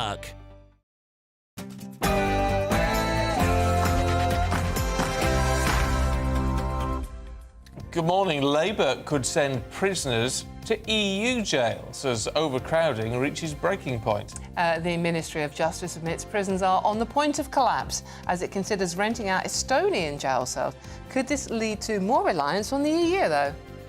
The Home Secretary is holding a summit today to begin tackling people smuggling gangs, a cornerstone of Labour's pledge to bring down migration. And Germany says it's considering adopting the Rwanda migration scheme, the one we dropped, conveniently paid for by, us. Labour scraps plans to house asylum seekers at RAF Scampton. It says the site doesn't offer value for money. And Vladimir Putin admits the Kremlin is open to peace talks with Kyiv as Ukraine continues a brutal offensive into the Kursk region.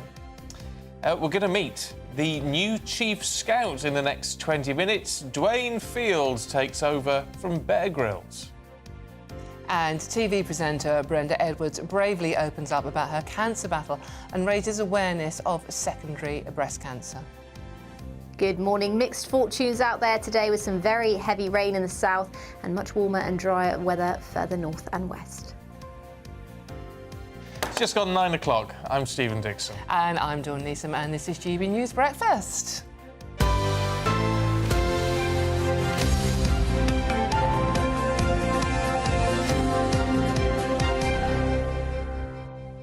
Now, we've got a lot to crack in. We have, yeah. So we'll... But some really, really good stuff coming up. I can't really wait good. to talk to the new Scoutmaster. Yeah, it'd be great. Chief Scout. Chief Scout, is that what you call them? Yes. Chief Scout.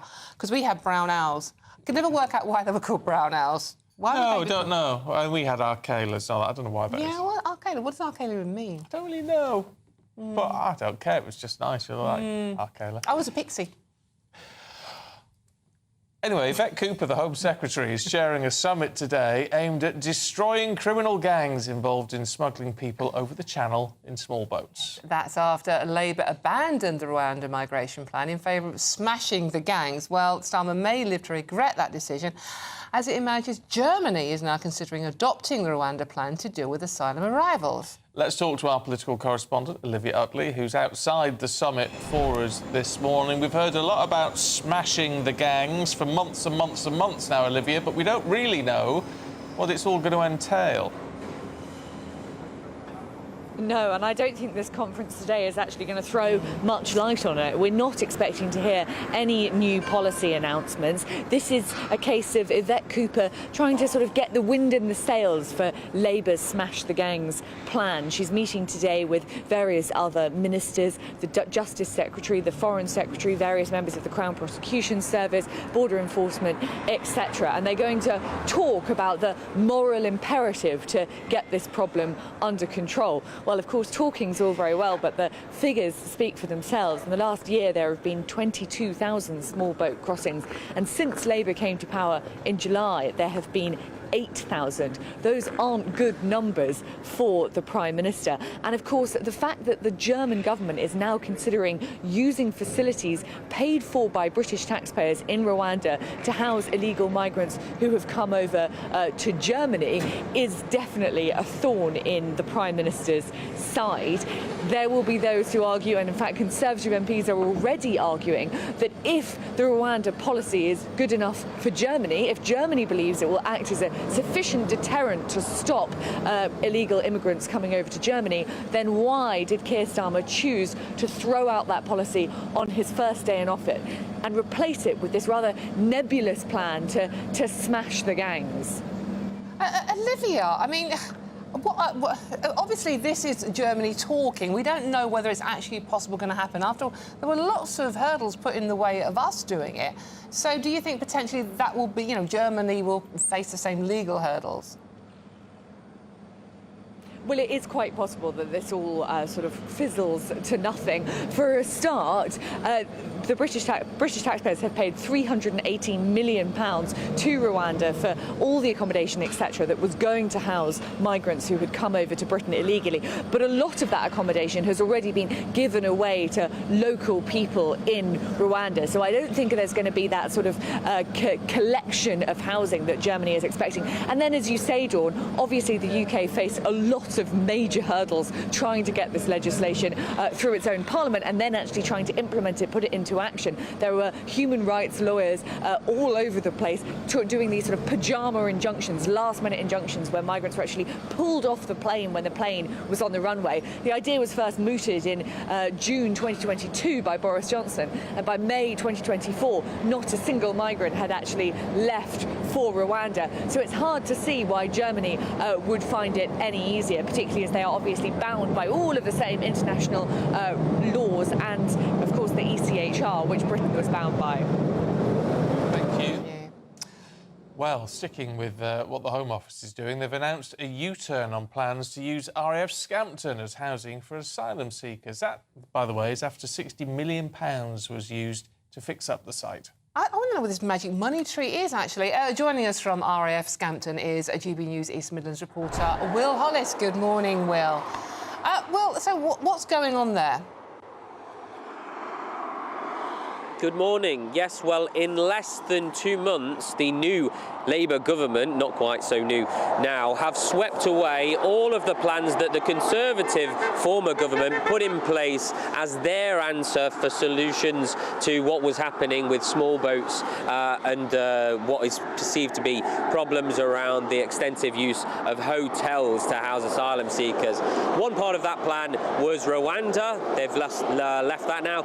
Another part of that plan was housing asylum seekers in former RAF bases, including RAF Scampton. Only a few people were sent to Rwanda. Nobody moved into RAF Scampton. The original plan was some 2,000 people were expected to come and live here in purpose-built facilities. Not one person has come, and throughout the period of the last 18 months, the problems to do with Scampton relate to the controversy around housing asylum seekers, particularly because of the historical context of what happened here in the dam bust raids in the 1940s Second World War. £300 million worth of investment was expected to be spent on a heritage centre at RAF Scampton, and of course that was all put into question when the announcement was made by the former Immigration Minister Robert Jenrick that RAF Scampton would be used to house asylum seekers instead. What we heard yesterday from the Labour government is that RAF Scampton will not be used to house asylum seekers, which means that some people, particularly here in West Lindsey district area, are celebrating with hopes that maybe they will get their regeneration deal, including Sally Grimrod-Smith from West Lindsey District Council. Is what we've been working really hard for 18 months, is to secure the future of the site, and today we've learnt that the site will no longer be part of the asylum programme and it will be disposed of, and therefore we can use our regeneration plans and proposals to move forward. Well, Sally Grimrod-Smith is the Director of Planning and Regeneration at West Lindsey District Council. But in terms of the Labour plan to house asylum seekers, the former plan to house asylum seekers here, Labour say that despite £60 million already being spent on porter cabins and facilities here, it did not represent good value for money for the taxpayer. OK, Will, thank you very much indeed. I mean, look, good news for those people campaigning Absolutely. who didn't want it, but what another waste of money. Well, 60 million already. Where's all this money coming from? Yeah, we're giving money to Rwanda, we gave money to France to stop the small boats. How's that going? 60 million on this, and nothing's changing. No. No, but what you meant to do, because you spent the money, spent 60 million quid, you meant to just keep on going. This is like the argument with HS2, isn't it, right? You spent so much money on it already, so do you carry on or do you stop and lose that money? I don't understand. Or do you build a train line that goes from outside London to Birmingham?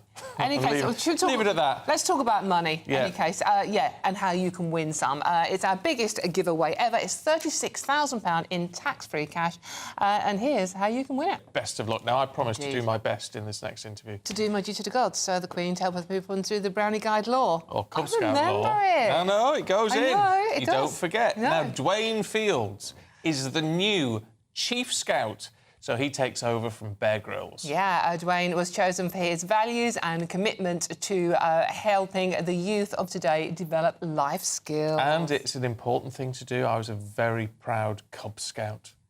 There I am. Oh, my God. Me getting my gold arrow, and that's Arkayla, Dave Reynolds, so I know watches. Morning to you, Arkayla. It's a very impressive toggle there as well, very well tied. Oh, yes. Yes. Love it. It's brilliant. Yeah, this is good. Now, so let's talk to Dwayne himself. Dwayne, good morning. Thank you very much for joining us. Dwayne, I'm thrilled to be talking to you. I think the movement you are now heading up is such an important thing for youngsters today. Can you tell us a bit about how you've got there and what it means to you? Well, first of all, good morning, and I couldn't agree more. The Scout movement is so important to young people up and down the country and to our older volunteers as well. I was lucky enough to benefit from Scouting. When I was 7 years old, I walked into a Scout hut right here in North London, and it made the world of difference to my life. I developed all those important skills, you know, leadership. I developed the skills for empathy, patience, which is so important. I think a lot of us can do a lot more of that, as well as so much more confidence.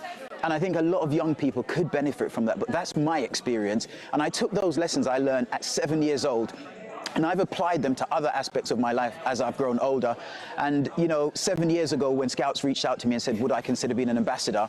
I looked back and I thought to myself, well, actually, this will be a great way to give back to an organisation that I've gotten so much from. And I think that's one of the best things about Scouting. Well, it is, in terms of giving that back, as you say, because it is shaping a new generation, isn't it? Absolutely. I mean, Scouts played a huge part in who I am today, and I think this generation, and you know, going forward into the future as well, we start as young as 4, go all the way up to 25 years old. I think that age range, anybody and everybody in that age range needs to understand and needs to know that Scouting is a family that's there for all to join and benefit from. And it's so important because Scouting brings people together. It's a place you can feel like you belong. And I think sometimes in society that's missing. Where I grew up in East London, a lot of the young people I worked with who who, you know, from time to time got themselves in trouble, said they were part of groups because it felt like a place they belonged in. Scout is there to combat that. It's there to give them that place, that sense of team, that sense of unity, that sense of belonging, as well as instill all those really good values of caring about other people, supporting other people, and building people up as opposed to finding reasons to divide. Dwayne, I think that's such an important point you made there, the same as me growing up in East London as well. But did you get any stick from your mates when you joined the Scouts and you were going through it? Because it's not particularly cool. So scouting in the past may not have appeared to be particularly cool. The truth is, when I joined up, I didn't have many friends, and that's why I found scouting so rewarding for me, because it was a place where I made friends and I felt like I belonged. And in fact, one of my best friends to this day is somebody who I met in school, but we became friends in Scouts. Now, in regards to Scouts not being cool, I think it's very cool. If you look just behind me, there are people, I don't know, they're, you know, making s'mores over there. There's people climbing on the rock face over there. There's archery going on in that direction. You can't see it, but there's hammer throwing over there as well, and axe throwing. I think that's all pretty cool stuff. There's nothing not cool about the outdoors. I think the stigma that we think that only things that happen in urban spaces is cool, I think that needs to be dispensed with. We need to get rid of that and just remind ourselves that actually the outdoors is really cool. It's a place you can grow. It's a place you can develop yourself, learn to be confident, push yourself, find your limits, and, you know, exceed your limits as well. Look, it's brilliant. I'd give you a badge just for saying all of that, frankly, Dwayne. However, you can't do any of it without volunteers, can you? I mean, how do you recruit those volunteers that make all of this work? You are spot on. So in the movement, we've got 145,000 plus volunteers nationwide. We've got 500,000 young people who go to groups every single week, and they could not do that without our amazing volunteer team. So I want to say thank you to them. We've also got another number, 107,000 young people sitting on waiting lists because we just can't keep up with demand. We need as many more volunteers as we can get. And this isn't just in London or just in our major cities or big urban areas. It's right across the country. So I'm going to do a big push, and that's what one of my aims is, to get do a big push and get an influx of new volunteers so we can start bringing that waiting list down and start reducing the number of young people there and opening up Scouts to more people in more communities, just so everyone can benefit in the same way I did from Scouts. Dwayne, how do people volunteer? I mean, can you volunteer at any age? I mean, can sort of like older people get involved? Absolutely. So if you're an adult, you can just go onto the Scout website. It's the easiest thing in the world. I've done it myself. There's a recruitment process. You go through the process. It's not a long process. In the past, people would say, oh, I don't have all that time. Nowadays, it's so flexible. If you've got a small amount of time, we're glad for it. If you've got a lot more time, we'll take that too. But it's so much more flexible. It really does fit around your normal work life, and it gives you that you know, really important work-life home balance. To you, Dwayne. We can tell you're the right man for this job. Yeah, really absolutely fantastic. And it's why, as Chief Scout, I need to say to you, my Arcala, Dave Reynolds, first Erswick Cub Scouts, tell you what, he was a legend, and I'm still friends with him. Made a difference to you? Oh, yeah. I mean, 40-odd years later, whenever we see each other, amazing. It's lovely. Aww. It's absolutely amazing. Fantastic. Oh, there he is. Yeah. Thank you. There's Dave. Thank you, Dwayne. Really good to see you. And good luck, my love. Thank you. Brilliant. Absolutely love it. What a fantastic man. He's got it's the right attitude. You know, but I was very curious, you know, sort of like, you know, because Dwayne's obviously a lot younger than both of us, but that sort of like joining the Scouts, you know, when you're a young black kid growing up in East London, you know the pressures on kids like that. So fair play to Dwayne for actually going against what it's very easy to do. And we talk about kids needing, and we talk about youth centres and all that sort of thing. Well, I never did youth centres. I don't see the appeal of a youth centre, but because I went to Cobs. Yeah. And then I went to Boys Brigade as well. I did the two. But that's what you did up north. And it is just fantastic. No. The more people that do that, they get a sense of community, they get teamwork, all the rest of it. But you need volunteers. So if you're wanting to volunteer, go, as Dwayne's just said, onto the Scouting website and find out how you can help. There's lads waiting to join the Scouts and they can't do it. Yeah, brilliant stuff. Right, but still to come, Brenda Edwards opens up about her cancer battle and why she's spreading awareness of secondary breast cancer. That's next. This is GB News. We'll see you soon. every Saturday 10 till 12, we'll bring you all of the news that you need to know. We'll also remind you that there is so much to smile about. It's my favourite time of the week. I get to relax, enjoy some light-hearted stories and let Ellie teach me about fashion too. That's Saturday Morning Live, every Saturday 10 till 12. Only on GB News, Britain's news channel. Join me, Nana Akweer, for an informative, interactive news programme with a difference. It's fun. No, he didn't say that, Dave. I'm so surprised. I think there's an element of truth to that. Join me from 3 p.m. every weekend, only on GB News, Britain's news channel. This is GB News, Britain's news channel. Top gear to top beer. See what we did there. Jeremy Clarkson. Hundreds of people have been queuing to be some of the first punters inside Jeremy Clarkson's new pub in Oxfordshire. It's called the Farmer's Dog, and it opened to the public at midday yesterday. Now, I mean, this is it's called the Farmer's Dog, and it's just outside of Burford, just off the A40. Jeremy Clarkson brought it with him, and yesterday there was a 4-hour queue for a pint at the newly opened bar. The serious point of this story, and what, to be fair, Clarkson's doing, is like he's done with his farm, Diddley Squat Farm, which has been a very popular TV series. It is actually promoting the British pub. Jonathan, we know they're closing at a rate of knots in this country. Because this is Jeremy Clarkson's comment on why Sir Keir Starmer is banned. They're a hopeless bunch. Starmer hasn't done much to endear himself to me yet. We'll have a look at farming.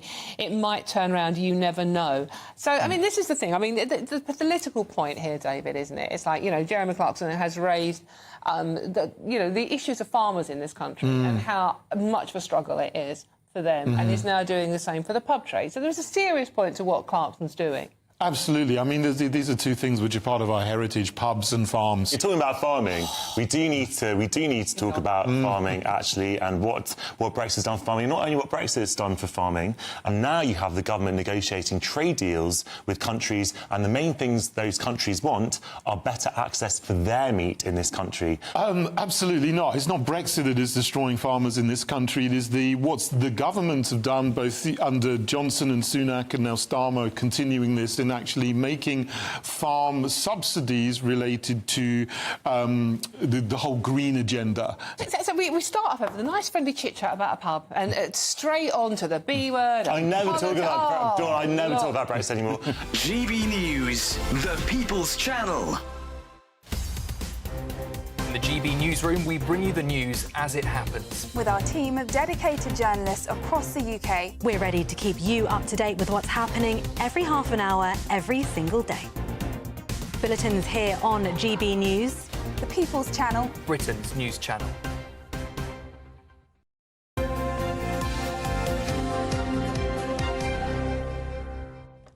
Now, the TV presenter Brenda Edwards is raising awareness of secondary breast cancer, as new research shows 72% of breast cancer survivors don't know where in the body secondary breast cancer is most likely to appear. And Brenda joins us now to talk about her awareness campaign of this issue. Brenda, thank you for joining us. Lovely to see you.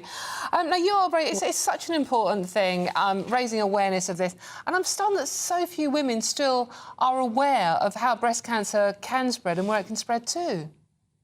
Well, good morning, both of you. Thank you for having me. I'm somebody myself until I did this campaign, wasn't aware also. So it just highlights how important it is to talk about, these sort of issues, and to, as I said, spread awareness for those people that have gone through primary breast cancer, so that they've got a better chance of improving the quality of their life by an early diagnosis. I mean, the issue with this is if you're going through breast cancer, you get through the other side, you're going to breathe a sigh of relief. It's the fact that actually the pressure's still there. You've still got to be ultra aware. Well, you breathe a sigh of relief, but I think for anybody that's had cancer like myself, you're never fully out of the woods, if that makes any sense. And so you've always got to be alert. That's why it's important to be alert. It's important to always be checking your body. This exhibition that I've been a part of, the Genesis Care exhibition, that we did some photographs for for this exhibition with the wonderful Abigail Fahy, who's also a breast cancer survivor, showing the body parts where your body can be affected, where the symptoms are likely to show. So we've done some photographs of your bones, skin, liver and lungs. And it's just important to, as I say, try and spread positivity, but spread awareness through getting an early diagnosis as soon as you can. Brenda, like yourself, you probably know many women who have had breast cancer and come through it and are so worried about it coming back and being re-diagnosed. It actually puts them off going back to their doctors. So the fear of it coming back is what worries them. But importantly, the earlier you get any sort of treatment, the better it's going to be for you. Absolutely. And it's also important, if you do find anything, no matter how small or insignificant you think it is, that you go, when you go to your GP, that you explain your medical history of having had primary breast cancer, because that will, again, give you even more of a chance. And yes, it is about campaigns like this are really good to get people talking, even in your families, no matter how young. We know that cancer affects 1 in 2 people. I mean, that's such a high statistic now. And it's not discriminative for your age. You know, people with cancer are being diagnosed much earlier. So I'm really grateful for this exhibition, and I'm really grateful for all the treatment that's there and the advanced treatment that's out there to help people now. Brenda, really good to talk to you this morning. Thanks very much indeed. And it is so important just to... It's getting it checked out, isn't it? The minute you've got any suspicions, please do. Got to do it. Yeah, anyway, absolutely. Thanks for your company today. We'll see you tomorrow. But up next, Britain's Newsroom. A brighter outlook with Box Solar, sponsors of weather on GB News. Good morning, welcome to your latest GB News weather update brought to you from the Met Office. Further heavy rain to come across southern areas through today. We've got another weather warning in force. A very different story though across the north and west, with some of the warmest weather they've had so far this year across western areas of Scotland to come today. So plenty of sunshine, fairly light winds across the west, but quite a brisk easterly breeze should mix up any of that low cloud we've woken up to across eastern areas of Scotland, northeastern England. Should be quite a dry day for central areas of England and Wales too. Temperatures in the mid-20s for many areas here, but in the south a very cool day with persistent rain, heavy rain coming and going through the day. It's most likely to turn quite heavy through this evening across parts of the southwest and parts of South Wales, but there is a weather warning for a large stretch of southern England and South Wales through Friday evening, so expect some travel disruption as it's been raining for a couple of days now across these areas. Continuing to see that different story into this evening across Northern Ireland and western Scotland. Plenty of fine weather